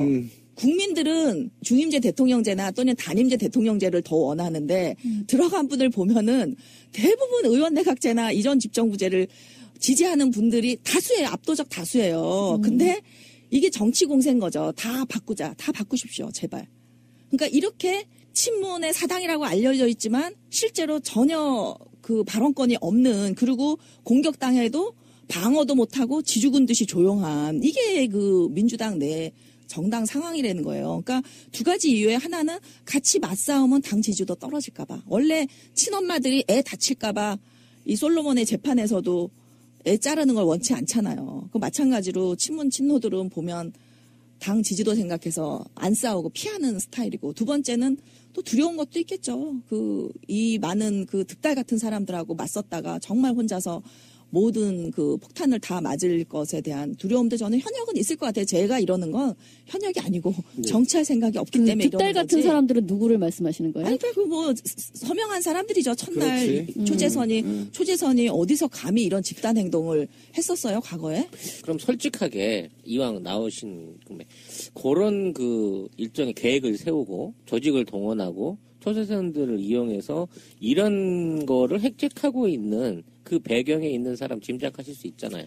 저는 모르죠. 제가 아시면서. 아니 정말로 몰라요. 아니, 지금 다 나왔잖아. 제가 봤을 때는 이 큰 판이 중요해요. 큰 판 읽기.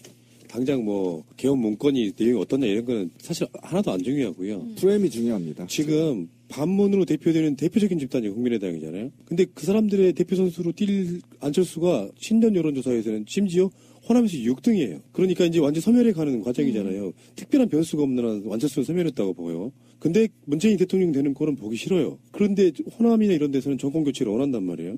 이 분위기로 가면 문재인이 될 것 같고. 그러니까 자꾸 민주당 내에 있는 비문들이나 기타 등등의 사람들이 문재인으로부터 구박받는다는 이미지를 줘야 됩니다. 이런 식의 빌미가 나오면 이걸 확대 재생산해가지고 굉장히 나쁜 프레임으로 그 사람들을 모으는 거거든요. 그럼 이게 옛날에 그 호남 홀대론, 그러니까 말 그대로 문재인이 대통령 실장에 있을 때나 당대표로 있을 때 이후에 호남 홀대론이라고 하는 걸 통해가지고 호남 민심의 일종의 이반을 일으켜서 지금 국민의당의 어떤 지지 기반을 만들었던 세력하고 같은 세력이라고 이해를 해야 되는 건가요? 같죠, 당연히. 그들은 끊임없이 그렇게 해왔으니까. 내통하고 있다고 봐야죠.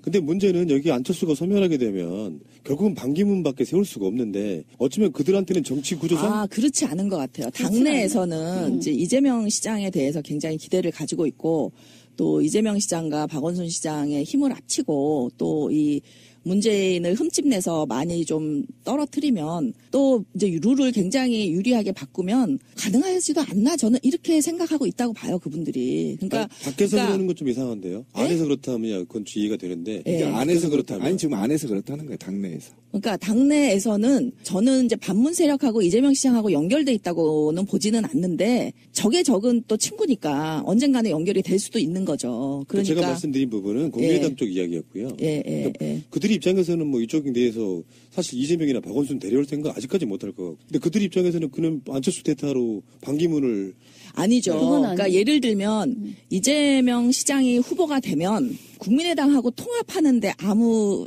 어려움이 없죠. 왜냐?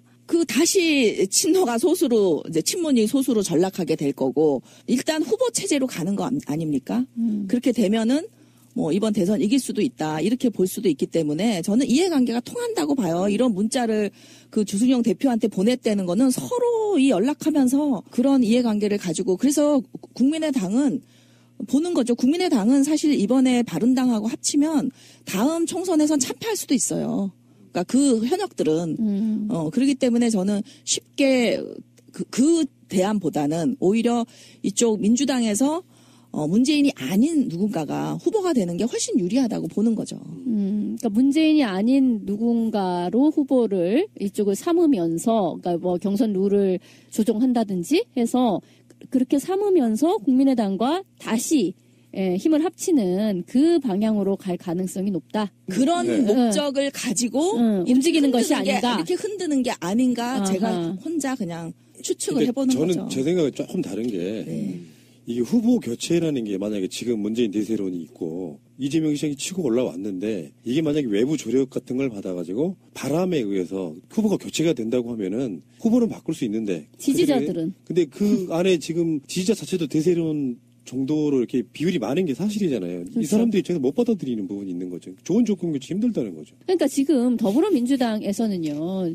조기숙 교수님이 말씀하시는 뭐 의원이나 이런 사람들에서는 그들이 득달 같고 그리고 친문이 오히려 소수 내지는 뭐 위축돼 위축돼 있는 있다 거죠. 이렇게 네. 말씀을 하시지만 어쨌든 뭐 모바일 당원 10만 당원 뭐 이렇게 해가지고 일반 당원이라든가 혹은 지지자라든가 이런 쪽으로 보았을 때는 사람들이 득달 같다라고 얘기를 하면 오히려 문재인을 지지하는 지지자들이 훨씬 더 득달 같지 않어? 이렇게 이해를 한단 말이죠. 맞아요. 지금 그래서 이 문건 파동이 그래서 이제 기승전 문재인으로 가고 있는 게 네. 이제 추미애 대표가 저지하는 내용이 있으면 현상금을 줄 테니 찾아봐라 이랬어요. 그렇지.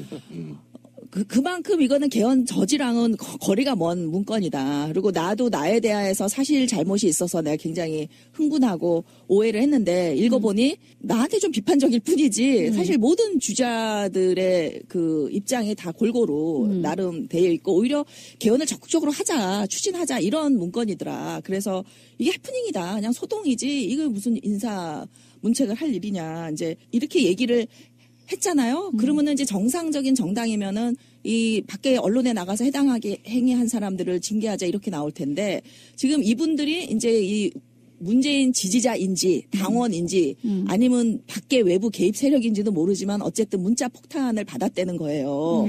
근데 이 프레임도 그렇잖아요. 사실 탄핵 어떻게 이루어졌습니까? 새누리당 의원들에게 우리 막 문자 보내고 항의하고 읍소하고 이래가지고 이루어진 거 아니에요? 네. 근데 똑같은 문자인데 문재인 지지자만 이제 문자 폭탄, 문자 테러가 되는 거예요. 그래서 그렇게 했다고 이분들이 또 종편에 나가서 징징징 울면서 또 막 그걸 보여줘요. 문자 받은 걸. 근데 사실 뭐 문자를 뭐 1000개를 받았다, 2000개를 받았다 그러는데 그게 한 사람이 지속적으로 했다면은 그거는 진짜 폭탄이고 스토킹이죠.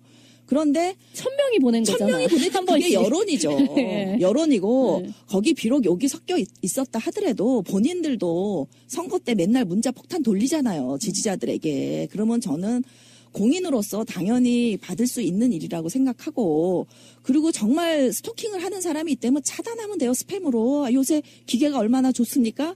아니면 핸드폰 하나 더 사세요. 제가 볼 때는 의원들 핸드폰 하나 가지고 쓰는 분 별로 없는 것 같은데. 버튼 한 번이면 스팸 처리됩니다. 근데 그 문자의 리스트를 까라고 하면 못 갈 겁니다. 내가 박해받고 피해받고 있다는 걸 이미지화 시키기 위해서 한 5통 온 거를 5,000통으로 뻥 튀길 수도 있어요. 그래가지고 그렇게 이제 막 호소를 하니까 이 프레임이 정말 해당 행위로 처벌을 받아야, 징계를 받아야 될 사람들이 갑자기 피해자 코스프레를 하면서 문재인이 아닌 문재인 지지자를 비난을 하면서 김종인 대표는 이 건과 관련해서는 아니지만 김종인 비대위원장은 얼마 전에 뭐라 그랬냐면 왜 지지자 관리도 못하냐. 문재인이 하지 말라고 하면 되는 거 아니냐. 이런 얘기를 해요. 쓰레기 같은 소리. 교주네, 교주. 야, 이게 얼마나 그 새누리당 같은 발상이에요. 왜냐면 박사모 뭐 자발적 참여자도 있겠지만 많이 동원할 거 아니에요. 근데 그 탑다운 방식이 아닌데. 탑다운 방식이 먹힌다고 믿는 거예요. 근데 너무 재밌는 거는 조선일보가 그런 기사를 썼어요. 조국, 문성근, 조기숙이 지령을 내리면 이 인터넷 SNS로 지령을 받고 이 분들이 이제 이 문자 폭탄 그 테러를 한다. 근데 저는 늘 이 시민들이 다 움직이고 나서 트치느라는데 제일 늦게 들어요. 그러면 제가 확산시키는 역할은 하겠죠. 왜냐하면 제가 RT를 하면서 이렇게 또 한마디 하니까. 그렇지만 제가 그래서 그 이분들이 이 문자를 항의를 받았다라고 막 징징된 페북을 또 차 날짜를 추적을 해봤어요. 그랬더니 이미 그 공격을 항의를 받고 뭐 이렇게 막 해명하는 그 페북에 글을 쓴 게 저보다 하루 먼저더라고요. 그러니까 제 지시를 받고 움직인 게 아니라 그분들은 이미 항의를 하고 있었고 제가 뒤늦게 트윗에 들어와서 뭔지 몰라서 이러니까 가르쳐준 거예요. 그러니까 저는 트친에 늘 가르침을 받고 있습니다. 제가 그 두목이 아니라 그렇죠. 트친들 각자가 움직이는 거고요. 그리고 이 트친들이 이 반문들 움직이는 것처럼 조직적으로 움직이냐 전혀 아니고요. 그냥 SNS에서 의사소통을 하면서 각자 움직이는 거예요. 제가 예전에 그런 이야기를 한 적이 있어요. 한 2달 정도 전에 문재인이든 이재명이든 박원순이든 뭐 안희정이든 김부겸이든 더불어민주당으로 정권 교체될 확률은 한 90%쯤은 된 것 같다. 단 2가지 변수가 있다고 봤어요. 하나는 치명적인 분열을 줄 만한 빌미를 주지 말아야 되고, 두 번째는 국민들이 깜짝 놀랄 만한 어마어마한 말실수, 이 2가지만 없다면 그 전제하에 정권 교체 확률은 한 90%쯤 된다고 이야기를 했던 적이 있었거든요. 근데 그게 의도적 분열이라고 하면 막을 방법이 없지 않습니까? 그분들도 하여튼 판을 흔들어 보려고 최선을 다하는 거지만 이제 이렇게 가서 뭐 그 결정이 나면 요즘 유권자들이 어떤 사람들인데 정치 네. 생명을 걸고 탈당하거나 이렇게 해당 행위를 하지도 않을 거라고 봐요. 근데 아직까지는 이제 시간이 좀 있으니까 어떻게든 이제 지도부들을 흔들어서 규칙을 만들 때 조금이라도 유리한 규칙을 만들기 위해 이러는 게 아닌가 하는 생각을 하는 거지. 그래서 또 당의 어떤 의원 한 분은 이 조선일보랑 똑같은 얘기를 했더라고요. 그러니까 이렇게 당원들이 이제 이게 문자 보내고 막 18원 후원금 보내고 이러는 것에 대해서 이게 같은 당 사람들로서 할 일이냐. 그러니까 저는 다른 당 의원들에게도 할 일이 아니라고 생각해요. 그거는. 그렇잖아요. 인격 모독을 하면 안 되죠. 서로 상호 존중하는 존재가 되어야지. 아니 뭐 일반 시민도 항의할 수 있죠. 의원들에게. 그렇지만 의원들에게 인격 모독을 할 권리는 누구도 없는 거예요. 민주사회에서. 그런데 그렇게 이 사람들을 선동하는데 하여튼 가장 큰 영향을 미친 게 저라고 제 이름은 지적하지 않았지만 모 SNS에 영향력이 있는 교수가 이게 딱 조선일보 논리를 그분은 뭐 반문도 아니에요. 비문도 아니고 오히려 친문으로 분류되는 사람인데도 이게 조선일보 프레임에 딱 갇혀 있는 거예요. 맞습니다. 이분들이. 그러니까 저는 이분들을 비난하기 위해서 여기 나온 게 아니라요. 정말 그 프레임에서 우리가 좀 벗어나자는 거예요. 그리고 아까 정말 세상이 놀랄만한 말실수만 하지 않으면 그러셨는데 저는 세상이 놀랄만한 말실수는 늘 언론이 만들어낸다. 거기에 우리가 속지 말아야 된다라고 얘기를 하고 싶지. 왜? 민주당은 행동을 잘못하는 게 없어요. 사실 비문 또는 반문이라는 분들도 제가 볼 땐 의정활동 진짜 잘하는 분들 많아요. 그러니까 다 당선된 거 아니에요? 그러니까 그분들 다 한 분 한 분이 소중한 민주당의 자산이고 정말 훌륭한 분들이에요. 그런데 왜 우리가 서로 이뤄내는 거죠. 해당 행위를 하냐는 거죠. 그리고 그분들이 그렇게 해당 행위를 하는 데에는 저는 언론에 속는 것도 크지 않나 하는 생각이 드는 거예요. 왜냐면 언론이 좌우가 기승전 문재인이니까 감정적으로 좀 싫을 것 같아요. 아까 황 선생님도 이런 게 다 문재인이 자초한 거 아니야? 그런 생각을 가질 수도 있을 것 같고요. 저도 어떤 때는 문재인으로 정권교체해서 대통령 잘할까? 정말 적폐청산 잘할까? 이런 의문이 들 때가 있어요. 왜냐면 막 그런 걸 보면 그러니까 자기도 모르게 세뇌당하는 게 언론이거든요. 그래서 결국은 기승전 문재인 지지자로 문재인이 안 되니까 이번에는 기승전 문재인 지지자로 끝났는데 제가 문재인 지지자들에게 하고 싶은 얘기는요. 제가 말빨이 없어요. 어차피. 이거 해도 듣지도 않아요. 그러나 어차피 지금 이 구조가 우리 사회 구조가 기울어진 운동장이고 당내에서도 기울어진 운동장이고 여러분들이 그렇게 몰상식한 했는지 안 했는지 모르지만 어쨌든 그런 것을 보내면은 문재인 후보가 곤란에 처하니까 제발 항의를 하더라도 품위 있게 문재인 후보처럼 품위 있게 예의를 갖춰 해주시길 정말 바라고요. 그리고 여기에 대해서 이제 비판 발언을 했던 이재명 시장, 박원순 시장, 그러니까 문건에 대해서 발언하지 않았어요. 이 문자 항의에 대해서만 발언을 하셨는데 저는 민주주의 원칙에 좀 어긋나지 않나 이런 생각이 들고요. 왜냐면은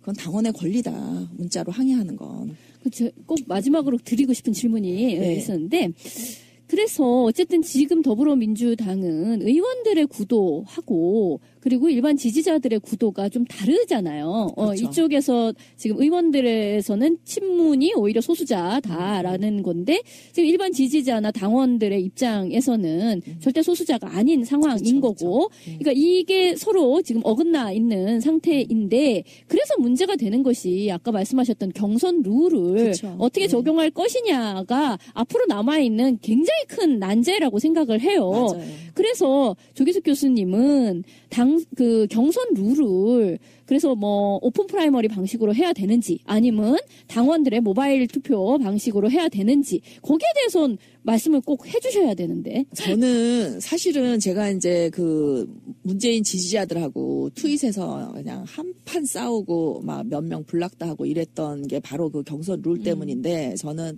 경선 룰은 후보의 의견을 다 협의해서 해야 된다. 그러니까 일방적으로 뭐 당원 당규에 정한 대로 해서는 안 된다라는 게 기본적으로 제 입장이에요. 그래서 특히 그분들에게 참여할 의욕을 주기 위해서는 그분들의 그 다른, 그러니까 앞서가는 후보가 아닌 후보들의 의견을 반영할 필요가 있다라는 입장이었고, 또 이제 제 생각에 반대하는 입장은 그래봐야 어차피 그 피 튀기는 싸움을 하니까 그냥 가장 합리적인 방법으로, 비록 그게 문재인에게 유리하더라도 앞서 나가는 게 유리한 거 당연한 거 아니냐. 그럼 문재인을 그 100m 달리기 하는데 저 200m 뒤에다 갖다 놓고 뛰라고 하는 거냐라는 불만도 저는 일리가 있다고 보는데, 그럼에도 불구하고 저는 완전 국민 경선을 해야 되지 않냐, 이재명 시장처럼 그런 생각을 했었어요. 근데 최근에 제가 트윗을 보고 발견한 게 뭐냐면, 당원 모집 운동을 하면서 여러분이 당에 입당하시면 뽑을 수 있다. 후보를, 대선 후보를 뽑을 수 있다. 이렇게 광고를 한 거예요. 그렇죠. 그러니까 이게 만일에 100% 국민 경선을 하게 되면은 당이 대국민 사기를 친 거예요. 그래서 이게 참 딜레마인 거예요. 그러니까 저는 그 문 지지자들하고 대판 싸울 정도로 이제 그 후보는 무조건 그 약소 후보들에게 경선 룰을 약소 후보들에게 유리해야 된다고 했는데, 그래서 저는 원칙이 있어야 된다. 그동안에 했던 발언과 국민과의 약속은 뒤집지 않는 차원에서, 그러면 저는 어떻게 하면 되냐면, 국민 참여 경선을 하면 당원들에게는 조금 가중치를 주고 참여 경선에게는 좀 덜 주는, 예전에 했던 방식. 그런, 그러니까 지금은 방법이 그것뿐이 없지 않나. 그러니까 저로서도 국민 참여 경선보다는 국민 경선이 저는 더 좋다고 생각하는 게, 그래야 더 많은 국민이 와서 이제 그 참여를 하잖아요. 그러면 그게 다 민주당 편데, 근데 이제 여태까지 해왔던 말을 뒤집는 거는 어렵지 않을까 하는 생각이 듭니다. 이 경선 룰 부분은 첨예하게 가치관이 충돌하는 부분 같아요. 어느 쪽도 틀린 말은 없어요. 그러니까 근데 이제 문재인 후보 측은, 문재인 후보는 어떤 룰이든지 받겠다라고 했기 때문에 그게 조금 그래도 지지자들이 어떤 룰이라도 좀 양해해 줬으면 좋겠고요. 제가 화가 난 건 그 얘기예요. 예전에도 당대표 뽑았을 때 거의 문재인 후보가 경선 룰을 다 거의 포기한 상태에서도 당선됐는데 경선 룰이 잘못됐다고 또 씹어댔잖아요. 그러니까 그런 일이 반복되기 때문에 저는 추미애 대표가 얘기한 것처럼 후보자들 다 불러서 밤샘 토론을 하든 어쩌든 해서 만족할 만큼 토론 후에 결정을 냈으면 좋겠다. 추대표가 결정하는 게 아니라요. 그러니까 그 위원장이 위임을 받았고, 그렇죠. 그 분이 이제 할 거고. 충분하게 논의 후에 하겠다고 얘기를 했어요. 저는 가능하면 너무 내부 사람들끼리만 하지 말고 좀 객관적으로 이 분야에 좀 전문성을 가지고 있던 분들을 좀 초청해서 이렇게 완충지대를 좀 만들고, 위원을 각 후보 5분, 외부 5분에서 한 10분 정도가 하면 훨씬 컨센서스 만들기가 쉽지 않을까, 이렇게 생각을 합니다. 역사는 역시 정반합이잖아요. 그렇죠. 근데 그 정반합에 이르는 과정이 남들이 봤을 때 스마트해 보이고 깨끗해 보여야 돼요. 그러면 된다고 생각해요. 결론적으로 말하면 그게 더 중요한 지점에 저는 이르렀다고 보거든요. 그래서 개헌문건 파동은 지지자들을 나무라는 것으로 끝날 일은 아닌 것 같고요. 정말 사실은 해당 행위 한 분들이 사과를 하셔야 되는데, 그걸 가지고 또 다른 분란을 일으킬 수 없고, 또 이 기울어진 운동장이니까 다 덮고 가되, 앞으로 좀 이런 일 좀 그만 만듭시다. 이 얘기를 드리고 싶어요. 네, 저도 그 얘기를 좀 하고 싶었는데, 저는 민주당 내에 김기춘이가 있는 게 아니냐. 전 최근에 지금 제가 굉장히 우려한 것이, 민주당 내 김기춘이 일사불란하게 누군가의 머리를 빌려 컨트롤을 지금 하고 있다. 특히 박용진 의원 최근에 계속 행보가 굉장히, 저하고 이제 친하니까 하는 얘기입니다. 저희 지역구고.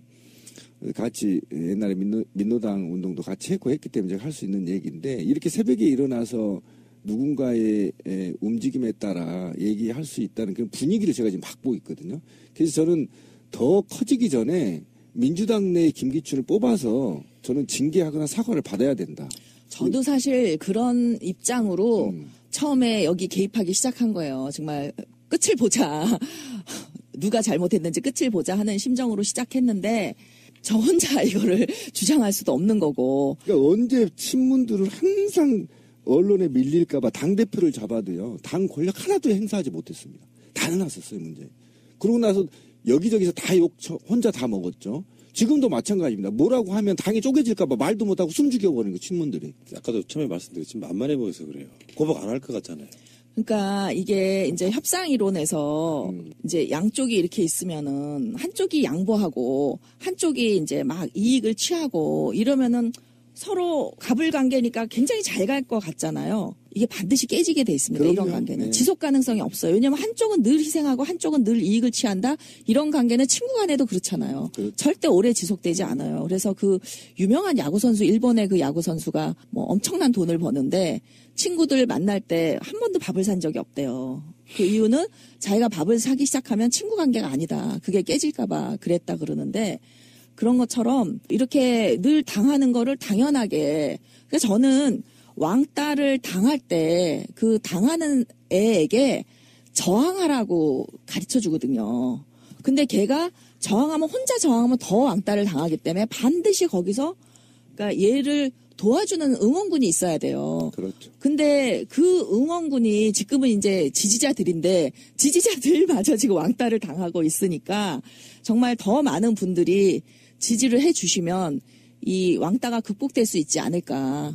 그러니까 왕따는 반드시 가해자만으로 이루어지는 게 아니고요. 방관자와 그다음에 이 조력자들이 있을 때 왕따가 발생하는 거거든요. 근데 저는 여전히 친문이 왕따다라는 말이 그렇게 썩 와닿지는 않아요. 아니, 그러니까 왕따를 스스로 자초하는 게 있죠. 왜냐하면 친문들이 이럴 때 결합이 돼가지고 제대로 한번 이렇게 해보지 않고 그냥 쓱 넘어가잖아요.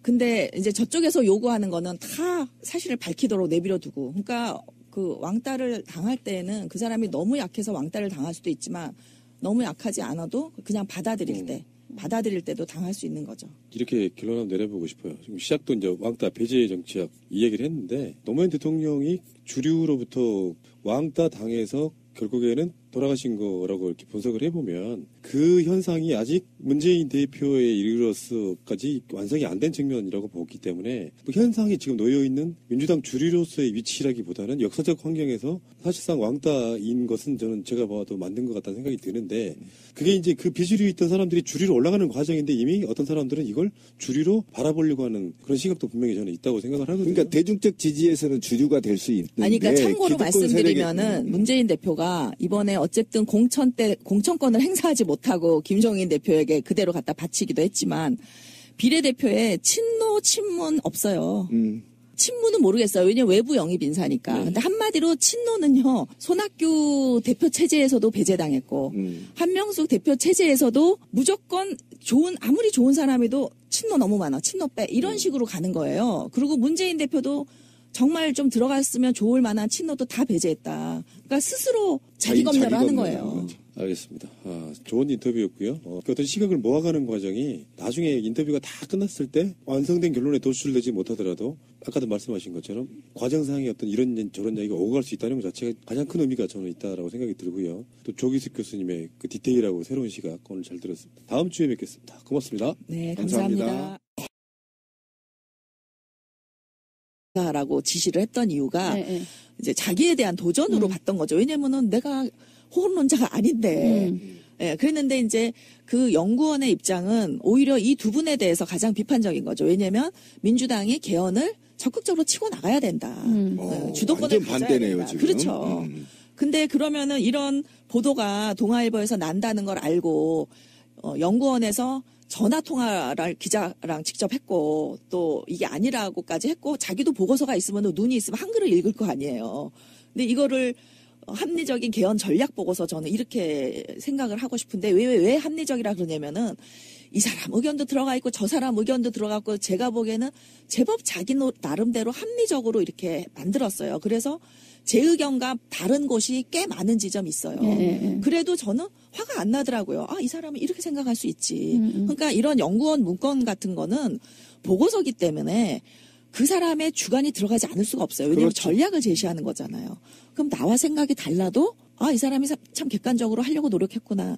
일부의 그 사실과 다른 게 있지만 이거는 시간상, 타이밍상 놓쳤을 수도 있구나. 이렇게 이해할 수 있는 것을 동아일보가 의도적으로 특정인을 위한 개헌 저지 보고서라고 보도를 새벽 3시에 하는데 저는 이건 제가 조금 착각한 건데 왜냐면 제가 이제 특친들한테 고자질을 당해서 제가 트윗을 하니까 저도 김부겸 의원이 처음 이 문제를 제기한 줄 알았어요. 왜냐면 김부겸 의원이 이제 김용희 원장의 사퇴를 요구했기 때문에 저는 이게 대선 주자와 당 최고위원들한테 갔으면 김부겸 의원이 제일 먼저 받은 사람 중에 한 명이니까 혹시 거기서 흘러나온 게 아닌가 의심을 했었는데 그래서 제가 처음에는 트윗을 그렇게 올렸었는데 어떤 분이 그건 아직 밝혀진 게 아니라고 해서 얼른 내리고 그다음에 이제 뭐라고 다시 수정을 했냐면은 아직 그렇게 오해를 제가 했는데 밝혀진 게 없다 그런다. 누가 유출을 했는지 누가 동아일보와 컨택트를 했는지는 지금 밝혀진 게 아니다. 없고 그 조사도 안 해요. 이게 만일에 역으로 그 친문들이 어떻게 이렇게 당대표와 문재인한테 비판적인 이런 보고서를 낼 수가 있느냐라고 항의를 했다면 그리고 언론에 이걸 흘려서 이렇게 보도를 했다면 이거 당 진상조사위원회에서 조사 안 할까요? 난리가 났을 것이다. 난리가 났죠. 그러니까 저는 기본적으로 이 왕따 정치의 핵심은 이중잣대라는 거예요. 그러니까 약자가 했을 때는 유야무야 되고 이제 이 강자들이 이제 이 왕따 집단에 대해서 이지매를 가할 때에는 그 규율이 없는 거죠. 그러니까 아주 느슨한 거죠. 그래서 어쨌든 제가 재밌는 거를 발견했는데 모 의원이 김부겸 의원은 아니고 모 의원이 새벽 5시에 새벽 3시에 이 동아일보 기사가 떴는데 이분이가 밤새 안 주무신 거예요. 새벽 5시 반에 이 문건에 대해서 그 진상 조치를 하라고 항의 글을 페북에 올립니다. 그것은 뭐냐면은 언론과 다 사전 조율이 조율이 됐다는 느낌이 드는 거예요. 3시에 낼 테니까 새벽 5시에 항의해줘 이러고. 그런데요. 그러면은 이게 지금 이 사건을 전혀 모르는 사람도 있을 것이고 너무나 왜곡되게 알고 있는 사람도 있을 텐데 궁금한 게 민주연구원에서 사실은 비문계로 분류되는 연구원이 당 전체 차원에서 대선 주자들까지 같이 돌린 문건인데 그게 왜 문제가 되는지 저는 아직도 이해를 못하거든요. 그러니까 이게 이제 뭐냐면은 친문들은 늘 주눅이 들어있어요. 왜냐면은 여기서 반항을 했다가는요 완전히 가루가 돼요. 언론이나 동료 의원들에 의해서 집중 공격을 받기 때문에 심지어 그 최고위원회에서조차 이게 그럴 리가 없다. 내가 아는 김용희 원작은 그럴 사람이 아니다. 이런 옹호가 전혀 없는 거죠. 그러니까 이 왕따는요 옹호하는 사람이 없을 때 생기는 겁니다. 그러니까 주위 사람들의 비겁함에서 생기는 게 왕따예요. 그래서 어쨌든 그 다음에 재미있는 것은 그날, 당일날, 3일날 새벽에 기사가 뜨고, 5시 30분에 모 의원이 최초로 항의글을 올리고, 11시 50분에 이제 김부겸 의원이 항의글을 올려서 저는 그래서 오해를 했습니다. 그 부분은 제가, 잘못한 것 같아요. 근데 제가, 오해를 했던 이유는, 진 의원은 대선 주자가 아니라서 이 보고서를 받을 입장에 있지 않다는 거예요. 그래서 어떻게 알았지? 그 새벽에. 그 참고로 말씀드리면은 진 의원이 김종인 전 비대위원장의 비서실장이었습니다. 그걸 알고. 아니 근데 저는 이런 간신법 진짜 싫어해요. 저는 누가 누구랑 가까우니까 이랬을 것이다라는 추정을 하지 말자는 거예요. 팩트만 알려드리겠습니다. 예. 왜냐면 아니 팩트라도 이런 거는 우리 배제하자. 왜냐면 제가 무슨 말을 하면 늘 당신은 문재인과 청와대에 근무했으니까 친문 아니냐 이러는데요. 아, 그렇구나. 저는 그 노무현 대통령 청와대에 들어가는데도 저를 오고초려해서 데려갔어요. 제가 그런 공직을 즐기는 사람이 절대 아니에요. 그리고 제가 이제 나이도 많은데 저는 공익봉사 그만하고 싶고요. 제 여생을 좀 즐기면서 저도 삶의 마무리를 하고 싶은 사람이에요. 근데 지금 내가 왜 이 새날에 와서 이렇게 떠드냐. 전 정말 정권교체 하고 싶고 제가 여생을 좀 편하게 살고 싶은 거예요. 그렇기 때문에 저는 정말 논평가로서의 객관성을 유지하고 싶어요. 그래서 제가 그 지난번에 나와서도 이 문재인 대세론 이거 잘못된 거다. 그리고 트윗에서도 그러다가 이제 문재인 지지자로부터 공격을 당하고 이러는데 문재인 지지자와 저의 관계는 늘 경쟁하는 관계지 서로 이 여론의 주도권을 놓고 경쟁하는 관계지 제가 뭐 지시하면 따르고 이런 관계가 전혀 아니에요. 그래서 저한테도 이제 그런 인간관계를 가지고 하는 분들이 많아서 저는 그 인간관계는 얘기하고 싶지 않고 그냥 팩트만 얘기하고 싶어요. 예, 그 팩트가 이제 그런 것이고 그 다음에 3일날 놀랍게도 두 집단이 그 성명을 냅니다. 김종인 의원을 필두로 하는 제왕적 대통령제를 폐지하기 위한 개헌을 위한 그 모임, 뭐 경제민주화와 뭐 개헌을 위한 모임 이분들이 한 30분이 성명서를 내고요. 초재선 의원 한 20분이 성명서를 내서 다 합치면 한 40분이 성명서를 냅니다. 당 내에서는 아주 엄청난 반대 소리가 나온 거죠. 예, 근데 그것도 당일날. 그래서 제가 의원들에게 좀 물어봤어요. 이런 거 성명서 나오는데 그 몇 시간 만에 이게 가능하냐. 당 재생산시키고 있다. 근데 문재인이 지금은 노무현과 달리 아주 소수자는 아니에요. 그러니까 지난 그 총선 때만 해도 문재인이 담쟁이 포럼 대선에 출마하면서 만들 때 서명했던 의원이 딱 30명이었어요.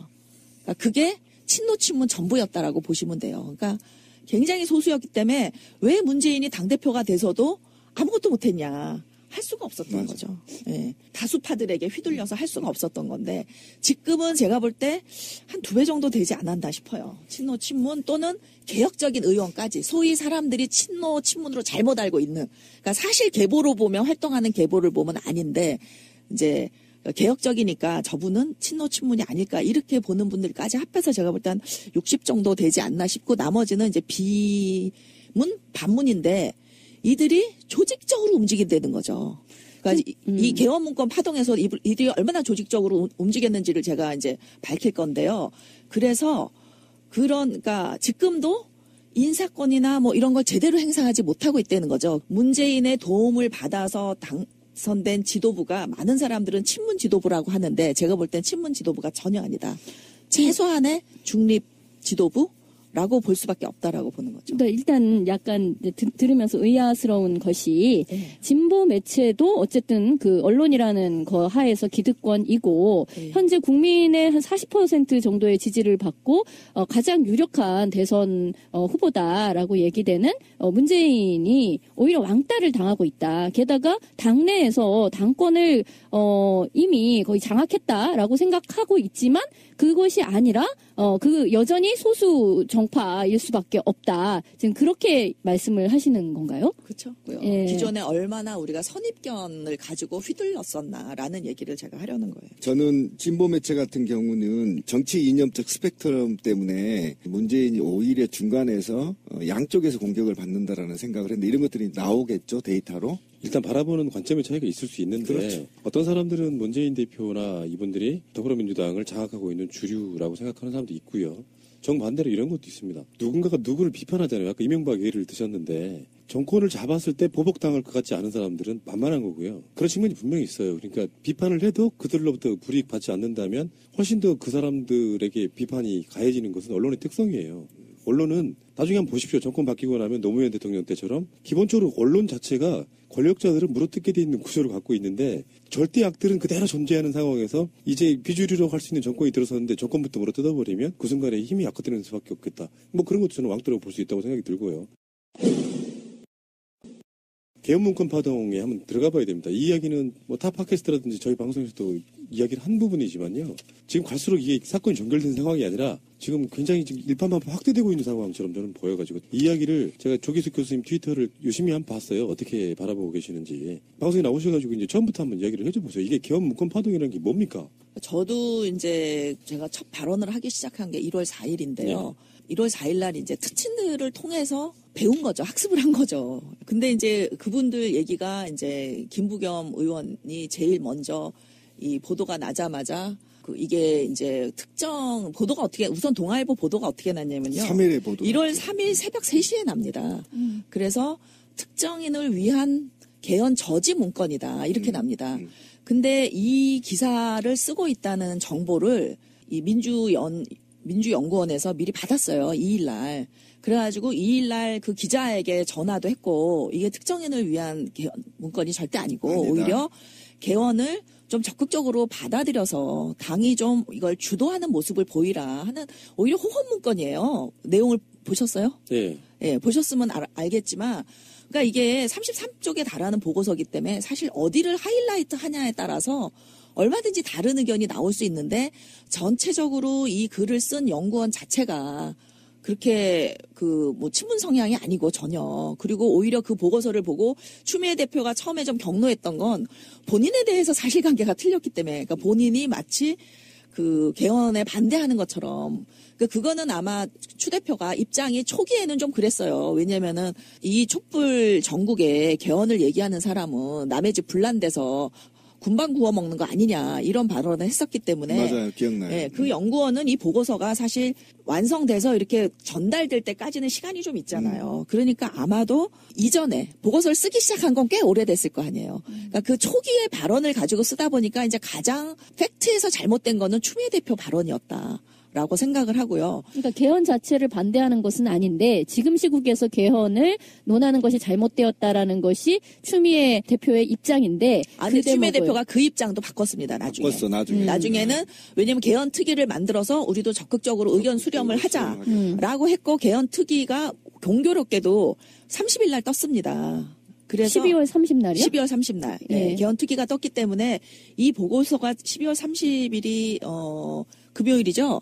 보고서가 이날 전달이 됐어요. 대선 주자들에게. 근데 이메일이었기 때문에 대부분 며칠 동안 열어보지를 않았더라고요. 네. 문재인 후보 측도 바빠서 읽어보지를 못하고 그랬는데 이제 이게 그 전달된 거는 12월 30일이었고 추미애 대표의 입장이 변했기 때문에 개헌에 대해서 적극적인 입장을 표명을 했고 개헌 특위가 국회에서 30일 날 이미 떴기 때문에 사실 이 개헌 보고서가 만일에 이게 저지 보고서라면은 돌릴 이유도 없는 거죠. 근데 오히려 추미애 대표랑 제가 볼 때는 문재인 그 후보에 대해서 가장 좀 비판적이다. 왜냐면 이렇게 호언으로 비춰지면 안 된다. 개헌을 적극적으로 가지고 나가야 되고 이런 식의 개헌 전략을 해야 된다. 그러니까 수세적인 입장으로 보일 수 비춰지는 것에 있으니까. 대한 비판이 들어있는 거죠. 그러니까 예. 오히려 저는 화를 내면은 그러니까 추미애 대표가 처음에 화났던 이유는 자기에 대한 왜곡 사실 왜곡이 있었기 때문에 화가 나서 뭐 이런 보고서가 있어. 그래서 당 진상조사위원회에서 조사 일날 나온 거잖아요. 예, 예. 그리고 쓰는 시간도 있고 말이야. 서로 이 의견을 또 약간씩 모으는 시간도 있고 절대 시간이 필요한데. 성명서를 내고 추미애 대표를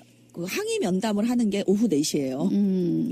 초고속으로 이루어졌네요. 그래서 정말 세월호 사건이 났을 때나 박근혜 국정농단이 났을 때 또는 뭐 옛날에 그 김한길 안철수 대표가 대표일 때 정말 전횡을 하지 않았습니까? 그때 이렇게 빨리 성명서 나온 적이 있었냐. 그러니까 참 이거는 미리 조율되고 준비된 게 아니면 어려울 거다라는 의심이 드는 거예요. 저는 그냥 합리적 의심입니다.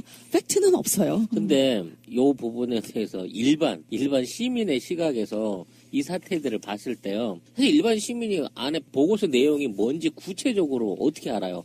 관심도 없지. 그쵸. 근데 언론이 취했던 팩트를 지금 기억해보면 뭐냐면 문재인이 유리하니까 개헌이나 이런 걸 배제해서 그냥 이대로 끌고 가자라는 문건을 돌려서 이게 파동이 됐다라는 식으로 저는 그런 뉘앙스로 들을 만큼 언론이 호도해 나가고 있는 건데 지금 교수님 말씀으로 하자고 하면 이 보고서 자체의 근본적인 주제는 오히려 개헌에 적극적으로 대처하고 개헌을 끌고 가야 된다는 내용의 보고서라는 말씀 아니죠? 동아일보의 악의성인데요. 제가 봤을 때는 헤드라인이 바뀌어요. 나중에 친문끼리 돌려봤다가 타이틀이었어. 그러니까 내용을 들어가 보기 전에 이미 나쁜 이미지를 만들어 놓고 시작하는 그러니까 정말 프레임이 있었다는 내용에 거죠. 대한 설명은 기사가 별로 없어요. 다 그거를 이용해가지고 친문이 맞지 이 정권을 유지하기 위해서 그런 걸 돌려봤다라고만 하는 거지 방금 말씀하신 이 보고서의 실체적인 주장 이게 무엇인지에 대한 내용을 내가 못 들어본 것 같다는 근데 이게 거야. 이번 한 건이 아니라는 거예요. 참여정부의 모든 사건이 이런 식으로 보도가 됐고 거짓을 진실로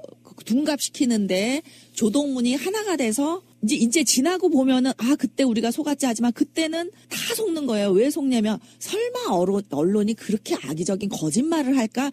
그러니까 우리나라 국민들이 언론에 대한 신뢰가 정부에 대한 신뢰보다 굉장히 높은 이상한 나라 중에 하나예요. 왜냐면 선진국은 정부에 대한 신뢰가 언론에 대한 신뢰보다 높습니다. 왜? 학교에서 언론 교육을 계속 시켜요. 언론은 믿으면 안 된다. 언론은 늘 인간이 하는 일이기 때문에 잘못의 가능성이 있고 또 의도적으로 왜곡도 하는 나쁜 언론이 있기 때문에 늘 비판적으로 봐야 된다. 비판 교육을 시키는데 그렇기 때문에 선진국 시민들은 언론을 그렇게 잘 안 믿는 경우가 많아요. 그래서 이제 정부 신뢰가 훨씬 높은데 그렇죠. 우리는 독재 국가를 경험했기 때문에 그리고 여전히 그 노무현 대통령 이전까지 제왕적 대통령을 경험을 했기 때문에 사람들이 언론을 더 믿는 거예요. 그러니까 언론 신뢰가 훨씬 높기 때문에 노무현 대통령이 왜 대통령이 언론하고 싸웠냐 하면은 대통령이 싸우면 사람들이 언론을 제대로 한번 읽어보고 양쪽 의견을 들어보고 언론에 대한 불신을 갖게 된다는 거예요. 그러니까 그 대통령은 국민들이 학교에서 교육을 못 받으니까 본인의 몸을 던져서 언론과 싸움으로써 이제 이 사실을 밝히려고 했는데 사실은 그게 제왕적 대통령에 대한 프레임을 가지고 있는 국민이 보면 이거 대통령이 언론 탄압하는 거 아니야? 이런 시각을 가질 수 있게 만들어서 그 당시에는 효과가 별로 없었어요. 그런데 노무현 대통령이 돌아가시고 나서 수많은 시민이 깨어난 데에는 대통령의 그 노력이 진짜 수십 년을 내다보고 했던 싸움이 이 효과를 발휘한다라고 할 수 있는 거죠. 결국은 그런 거잖아요. 그러니까 지금 어쨌든 더불어민주당 싱크탱크인 민주연구원 김용익 씨가 원장으로 있는 거기에서 작성했다는 정치권 개헌 문건 저지, 그다음에 비문연대, 비문전선, 그다음에 대선 주자 5명에게 전달했다. 이런 건 사실인 거죠, 그죠? 그렇죠. 네, 그건 팩트인 거고. 근데 이제 거기서 팩트가 잘못된 건 뭐냐면은 이게 개헌 저지 문건이라는 거. 그렇죠. 그다음에 그 타이틀이 친문끼리 돌려봤다는 거. 그렇죠. 그다음에 이제 친문끼리 돌려본 게 아닌 걸로 나오니까 다른 주자들은 다 이메일로 성의 없이 보내서 이메일 체크도 안 해보게 해놓고 이제 문재인만 친전으로 보냈다. 그렇지. 그랬는데 이것도 이제 김용희 원장이 그렇게 하니까 그 어떻게 보내줄까 물어봤더니 이제 문재인은 와서 가져가겠다 해서 와서 가져갔고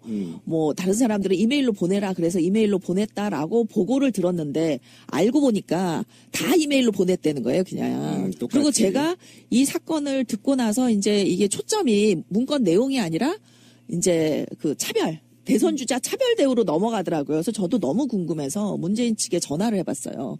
그래서 뭘로 받았냐 그랬더니 이메일로 받았다. 근데 문 대표가 바빠서 아직 읽어보지도 않았다.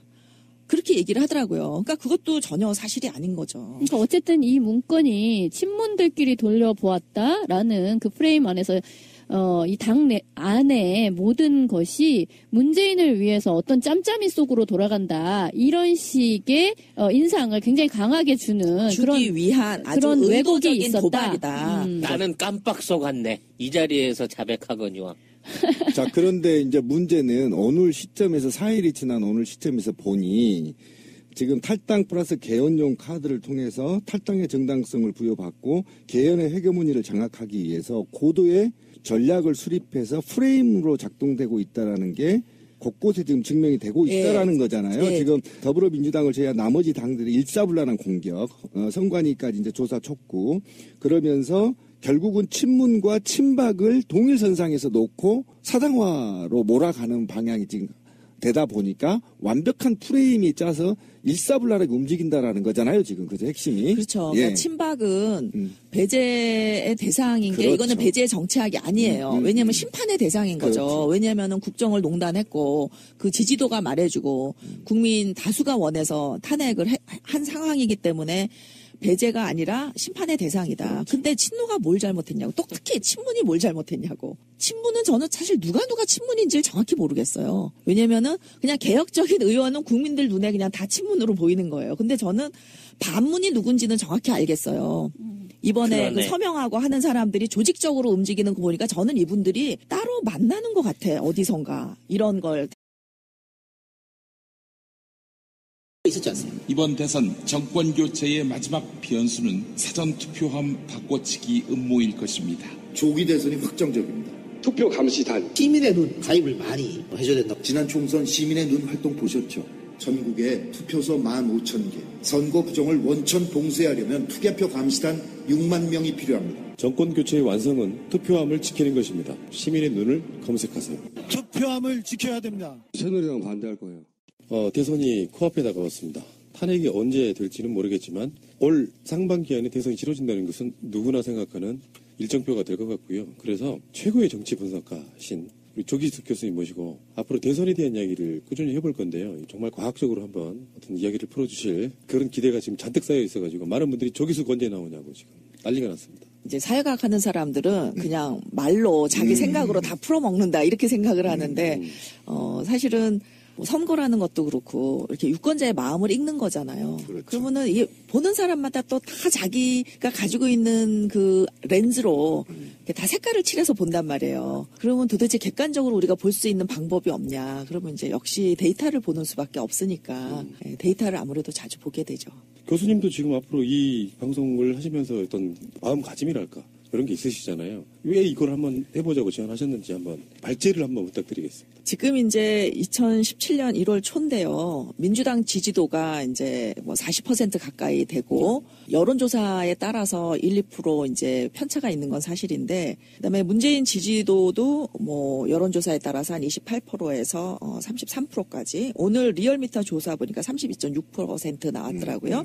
근데 이 참 이상한 게 보수 언론뿐만 아니라 소위 우리가 진보 언론이라 그러는데 저는 정확히 말하면 좌파 언론이다. 진보 언론은 아니다라고 생각을 하는데 뭐 기사를 썼다 하면 문재인만 물어뜯어요. 그리고 정말 사실을 가지고 정말 잘못한 걸 비판하는 게 아니라 정말 허위 사실을 만들어서 허수아비를 만들어 놓고 딜이 문재인만 때리거든요. 근데 문재인 지지도는 계속 올라가고 있나. 그랬더니 이제 이 문재인 때리기에 대해서 유시민 작가가 뭐라고 얘기를 했냐면 1등의 운명 아니냐. 1등 하면은 다 여기저기서 견제가 들어오는 거다 그랬는데 저는 그 말에 좀 동의하기가 어렵다. 왜냐하면은 이명박 대통령이 이제 1등 주자였을 때 감히 누가 개헌 얘기를 했냐. 그러니까 노무현 대통령이 그때 원포인트 개헌, 자기에게는 전혀 해당되지도 않는 개헌 얘기를 했을 때조차 개헌을 꺼내지도 못하게 좌우 언론이, 그 다음에 그 새누리당에서 또는 열린우리당 내에서까지 완전히 차단해 버렸거든요. 그래서 개헌 담론이 살아나지도 못했는데, 그리고 박근혜 대통령이 1등을 했을 때는 그 형광등 100개? 200개? 몇 개라 그랬죠?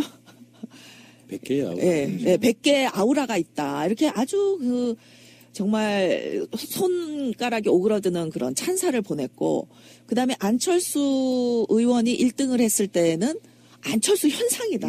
막 이거 뭐 지구상에 유례가 없는 현상이다. 그렇죠. 막 이렇게 사람들이 열광을 했었거든요. 근데 문재인이 2등을 했을 때도 안철수한테 2등이 아니죠. 3등을 했을 때도 밀릴 때에도 얻어맞았어요. 엄청 얻어맞았어요. 제가 지금 그 논문으로 쓰려고 자료 다 조사해 놓고 지금 세고 있거든요. 근데 굉장히 그 소위 좌파 언론도 안철수에게 호의적이었고 문재인에게 매우 편파적으로 비난을 했었다. 심지어 3등짜리한테도. 그러니까 유시민 작가의 분석은 저는 틀렸다라고 생각을 합니다. 그러면 이거 왜 이러냐. 그러니까 저는 이 문제에 대해서 늘 궁금했어요. 왜 노무현 때는 비만 와도 돌불에 걸려서 넘어지기만 해도 노무현 때문이라고 하고, 또 이제 그게 문재인한테 이게 유산이 물려진 거예요. 문재인한테 이제 똑같이 문재인은 무슨 말을 해도 이래도 욕먹고 저래도 욕먹게 돼 있고, 그 대표적인 사례가 저는 최근에 불거진 개헌문건 파동이라고 봅니다. 그래서 이 사건이 어떻게 시작돼서 어떻게 해결되어 가는지를 우리가 쫙 한번 훑어보면, 이 노무현 문재인 그 구박, 이게 저는 그 전 기득권의 구박 프레임이다. 예, 구박이 어떻게 보면 구박이고, 이게 이제 그 쉽게 말하면 우리가 쉽게 이야기하면은 학교에서 일어나는 애들 그 왕따 현상하고 똑같은 겁니다. 그래서 제가 왕따 현상에 대한 이 이론적 프레임이 또 있어요. 그거는 나중에 제가 그 시간이 있을 때 좀 말씀을 드리기로 하고, 오늘은 이게 친문, 과거에는 친노, 왕따 현상이다라는 전제하에서 개헌문건 파동을 보면 너무나 쉽게 이해가 된다. 그렇죠. 예, 그 말씀을 드리러 제가 오늘 왔습니다. 예. 근데 일단 이 왕따라는 거는요, 조금만 더 말씀드리면 뭐냐면은, 우리가 왕따를 누구를 시킬 때 어떤 사람을 왕따를 시키죠? 제일 만만한 사람 아닐까요? 주변에서 그러니까 저항 안 약자를, 할 그쵸. 사람, 네, 약자를, 반항 못할 뭐 이런. 약자를 왕따시키기도 하고, 또는 공부를 제일 잘하는 1등을 또 왕따시키기도 해요. 왜냐면 걔가 질투가 나는데 얘는 왕따기 때문에 혼자 공부하고 친구가 없어. 왕따기 때문에 내가 얘를 만만하게 봐도 우리가 공부 못해서 분한 거를 얘한테 뭐 폭력이라든지 언어 폭력이라든지 아니면 안 놀아주는 걸로 다 해소가 할 수 있거든요. 그래서 왕따를 당하는 사람은 조금 남과 다르긴 해요. 예를 들면 뭐 몸에 불구가 있다든지, 또는 다 남자만 있는데 여자가 하나라든지, 그러니까 뭔가 그 집단과 조금 다른 사람이 왕따를 당한다. 근데 그게 꼭 특징이 남보다 불리하거나 나쁜 건 아니더라. 왜냐면 너무 이쁜 사람도 왕따를 당하고 공부를 잘해도 왕따를 당하거든요. 왜냐면 질투심이 왕따의 또 배경이기 때문에. 근데 이 왕따는 사실 외국 학교에서도 있긴 있는데 우리나라와 일본이 제일 심하다. 그러니까 이건 뭐냐면 경쟁이 치열해서 스트레스가 많은 나라에서 왕따가 심한 거거든요. 근데 이 한국 정치가 진짜 경쟁이 치열한 곳이니까 한국 정치에도 저는 이제 왕따 현상이 있다고 보고, 사실 왜 제가 이 왕따 현상을 얘기하려고 그러냐면은 이 왕따 현상이 이번 미국 대선에서도 있었어요. 뭐였죠? 샌더스가 왕따를 당했나요? 트럼프가 소수자, 여성, 이민자를 비하하는 발언을 해서 백인들, 강자들, 기득권들이 똘똘 뭉쳐서 트럼프를 밀은 거잖아요. 이게 이제 뉴 파퓰리즘의 특징인데 그 소수자를 박해하는, 그래서 기득권들이 뭉쳐서 권력을 잡는, 이게 뉴 파퓰리즘인데 우리 사회에는 이런 뉴 파퓰리즘적인 이 왕따 형상이 굉장히 오래전부터 있었다. 그러니까 그 과거로 돌아가면 저는 이 왕따 현상의 시초가 호남 왕따가 아닌가 생각을 해요. 박정희 때 있었던 호남에 대한 그 무차별적 박해. 이게 이제 저는 왕따 현상의 시초인데, 요게 최근에 와서는 이제 친노 왕따, 친문 왕따로 이렇게 넘어가고 있는 거거든요. 근데 저는 약간 이해가 안 돼요. 지금 말씀하신 거에서 네. 왕따가 어쨌든 소수자적인 특성이 있는 사람이든 아니면 그게 아니더라도 아주 좀 특출나게 1등을 하는 그런 경우에도 질투로 인해 가지고 왕따가 일어날 수 있다. 거기까지는 받아들일 수가 있는데 현재의 친노 친문을 왕따 현상이다라고 파악하는 거에도 약간 미심쩍은 면이 있는데 그것이 지금 현재의 분석하신 그것과 어떻게 맞닿는지가 이해가 안 가요. 그러면 문재인이 이를테면 가장 어떤 소수자적인 특성이 있어서 또는 너무나 잘나서 어느 쪽에 해당이 되는지가 정확하게 와닿질 않거든요. 그러니까 일단 기득권한테 밑보였다는 거죠. 그러니까 제가 오늘 얘기하고자 하는 거는 개헌파동에 초점이 있기 때문에 왕따 현상을 설명하려면은 사실은 그 왕따 현상이 발생하는 게요. 그 많은 사람들이 하나가 돼서 누구를 왕따한다고 되는 게 아니라 상당히 메커니즘이 복잡합니다. 그래서 거기에 대한 이론을 하려면 1시간이 따로 필요하기 때문에 그때 다시 하기로 하고, 중요한 건 뭐냐면 노무현도 소수자 중에 소수자였다. 그러니까 소수 정당의 소수 계파로서 그 자기를 따르는 현역 의원이 천정배 딱 한 명이었던, 그리고 당에서도 배척을 당해서 개혁당을 등에 업고 대통령에 당선됐을 만큼, 그 다음에 대통령이 되고도 당내에 자기 사람을 하나도 심지 못했다. 그 모든 전권을 정동영 씨에게 주고 정동영, 김한길이 2004년 총선에 공천을 다 했다. 그래서 노무현 대통령 굉장히 왕따였어요. 근데 왕따였는데 이 왕따들의 반전이 뭐냐면은 미운 이 오리 새끼가 나중에 백조가 된다는 거죠. 그래서 그게 어쩌면 왕따의 질투심의 핵심인데, 그래서 노무현 대통령 때문에 모든 국민이 비난하고 이럴 때도 저는 노무현 대통령이 얼마 지나지 않아서 곧 백조가 될 것이다라고 해서 제가 노무현 대통령에 대한 믿음, 신뢰를 끊임없이 보여줬던 거지, 만일에 제가 생각하기도 노무현 대통령이 정말 잘못해서 국민들한테 비난을 받는다라고 생각했다면은 전혀 저는 그 노무현 대통령의 충직한 참모로 남지 않았을 것 같아요. 근데 이제 그런 신뢰, 확신이 있었던 것은 이게 왕따 현상이라는 걸 그때부터 제가 확신을 했기 때문에 이분은 이제 곧 화려한 백조로 재탄생할 거다. 그래서 지금 국민들이 가장 국가 발전에 기여한 대통령 1등 노무현 36%, 그다음에 가장 호감이 가는 대통령 1등 노무현 47.7% 이거거든요. 그게 왕따의 원인이죠. 결국은 그게 왕따예요. 그렇죠. 그러니까 기득권, 자본의 기득권과 언론의 기득권, 정치인의 기득권, 사회 기득권들이 노무현 정치 철학을 받아들이기 어렵다. 자기 이익과 부합되지 않기 때문이라는 거죠. 그래서 왕따가 이제 만들어지는 거잖아요. 근데 지금 언론을 이를테면 조중동이 뭐 그런다는 거는 다 이해가 가는데 진보 매체를 포함해서, 그러니까 지금 진보 매체도 아니라 아예 좌파 매체다 이렇게 말씀을 하셨는데 진보 매체도 물어뜯는다. 그것도 그러면 진보 매체까지를 포함해서 그것이 언론의 기득권자? 라고 그렇게 분류를 하신 거예요? 아니요. 그게 그 면도 분명히 있어요. 저는 좌파 언론도 또 하나의 기득권이다라고 생각하는 게 사실 그런 우스갯소리 있잖아요. 식당에 검사랑 언론 기자랑 교수가 식당에 가서 밥을 먹었다. 누가 돈을 내냐? 식당 주인이 낸다. 이런 얘기를 해요. 그러니까 그 말은 뭐냐면은 그 검사가 굉장히 기득권이고 교수도 굉장히 기득권이죠. 근데 교수와 검사가 같이 무서워하는 사람이 누구냐? 기자거든요. 그러니까 언론이 엄청난 그 권한을 가지고 있는데 왜 그러냐? 민주사회에서는요, 말로 설득하기 때문에 그 소통의 수단이 되는 언론이 엄청난 파워를 가지고 있죠. 그래서 근데 기득권이기 때문에만 그렇다고 저는 보지는 않아요. 왜냐면은 요 얘기도 제가 다음번에 하려고 이제 남겨놨는데 이런 좌파 언론들이 다른 쟁점 예를 들면은 뭐 무상급식이라든지 천안함이라든지 세월호라든지 이런 모든 쟁점에 대해서는 좌우 언론이 완전히 극과 극입니다. 180도로 대별이 돼요.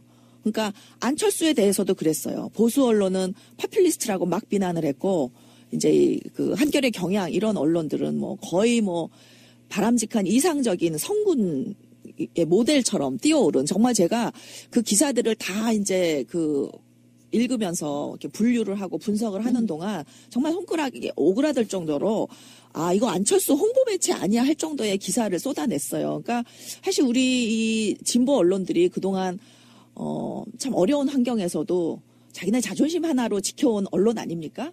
근데 어떻게 이런 기사를 낯뜨겁게 이런 기사를 쓸 수가 있었냐 할 정도로 정말 조중도 못지않게 빨가벗고 뛰어대는 거죠. 안철수 때는. 근데 노무현 때는 그러니까 노무현에 관련해서 문재인에 관련해서는 좌우 극과 극은 통한다고 좌우가 하나가 되는 그런 현상을 보였다는 거예요. 그래서 제가 이 좌우가 하나가 되는 현상을 썼던 책이 마법에 걸린 나라라는 겁니다. 그러니까 노무현 대통령이 단지 조중동에게 얻어맞아서 그리고 중앙일보는요 참여정부 때는 또 그렇게 비합리적이지가 않았어요. 예. 그래서 저는 이제 조동문 프레임이다. 조선 동아 문화일보 프레임이다라고 하는데 이것도 제가 다음에 사례별로 자세히 소개를 드릴게요. 근데 그 프레임을 그대로 재생산했던 게 누구냐 하면은 그 소위 말해서 진보 언론이에요. 그래서 저는 제가 진보라고 보기가 어려운 게 아니 보수 언론 프레임 따라가는 게 무슨 진보입니까? 그런 점에서 그들이 좌우가 하나가 돼서 이런 그 친노 친문 왕따 프레임을 확대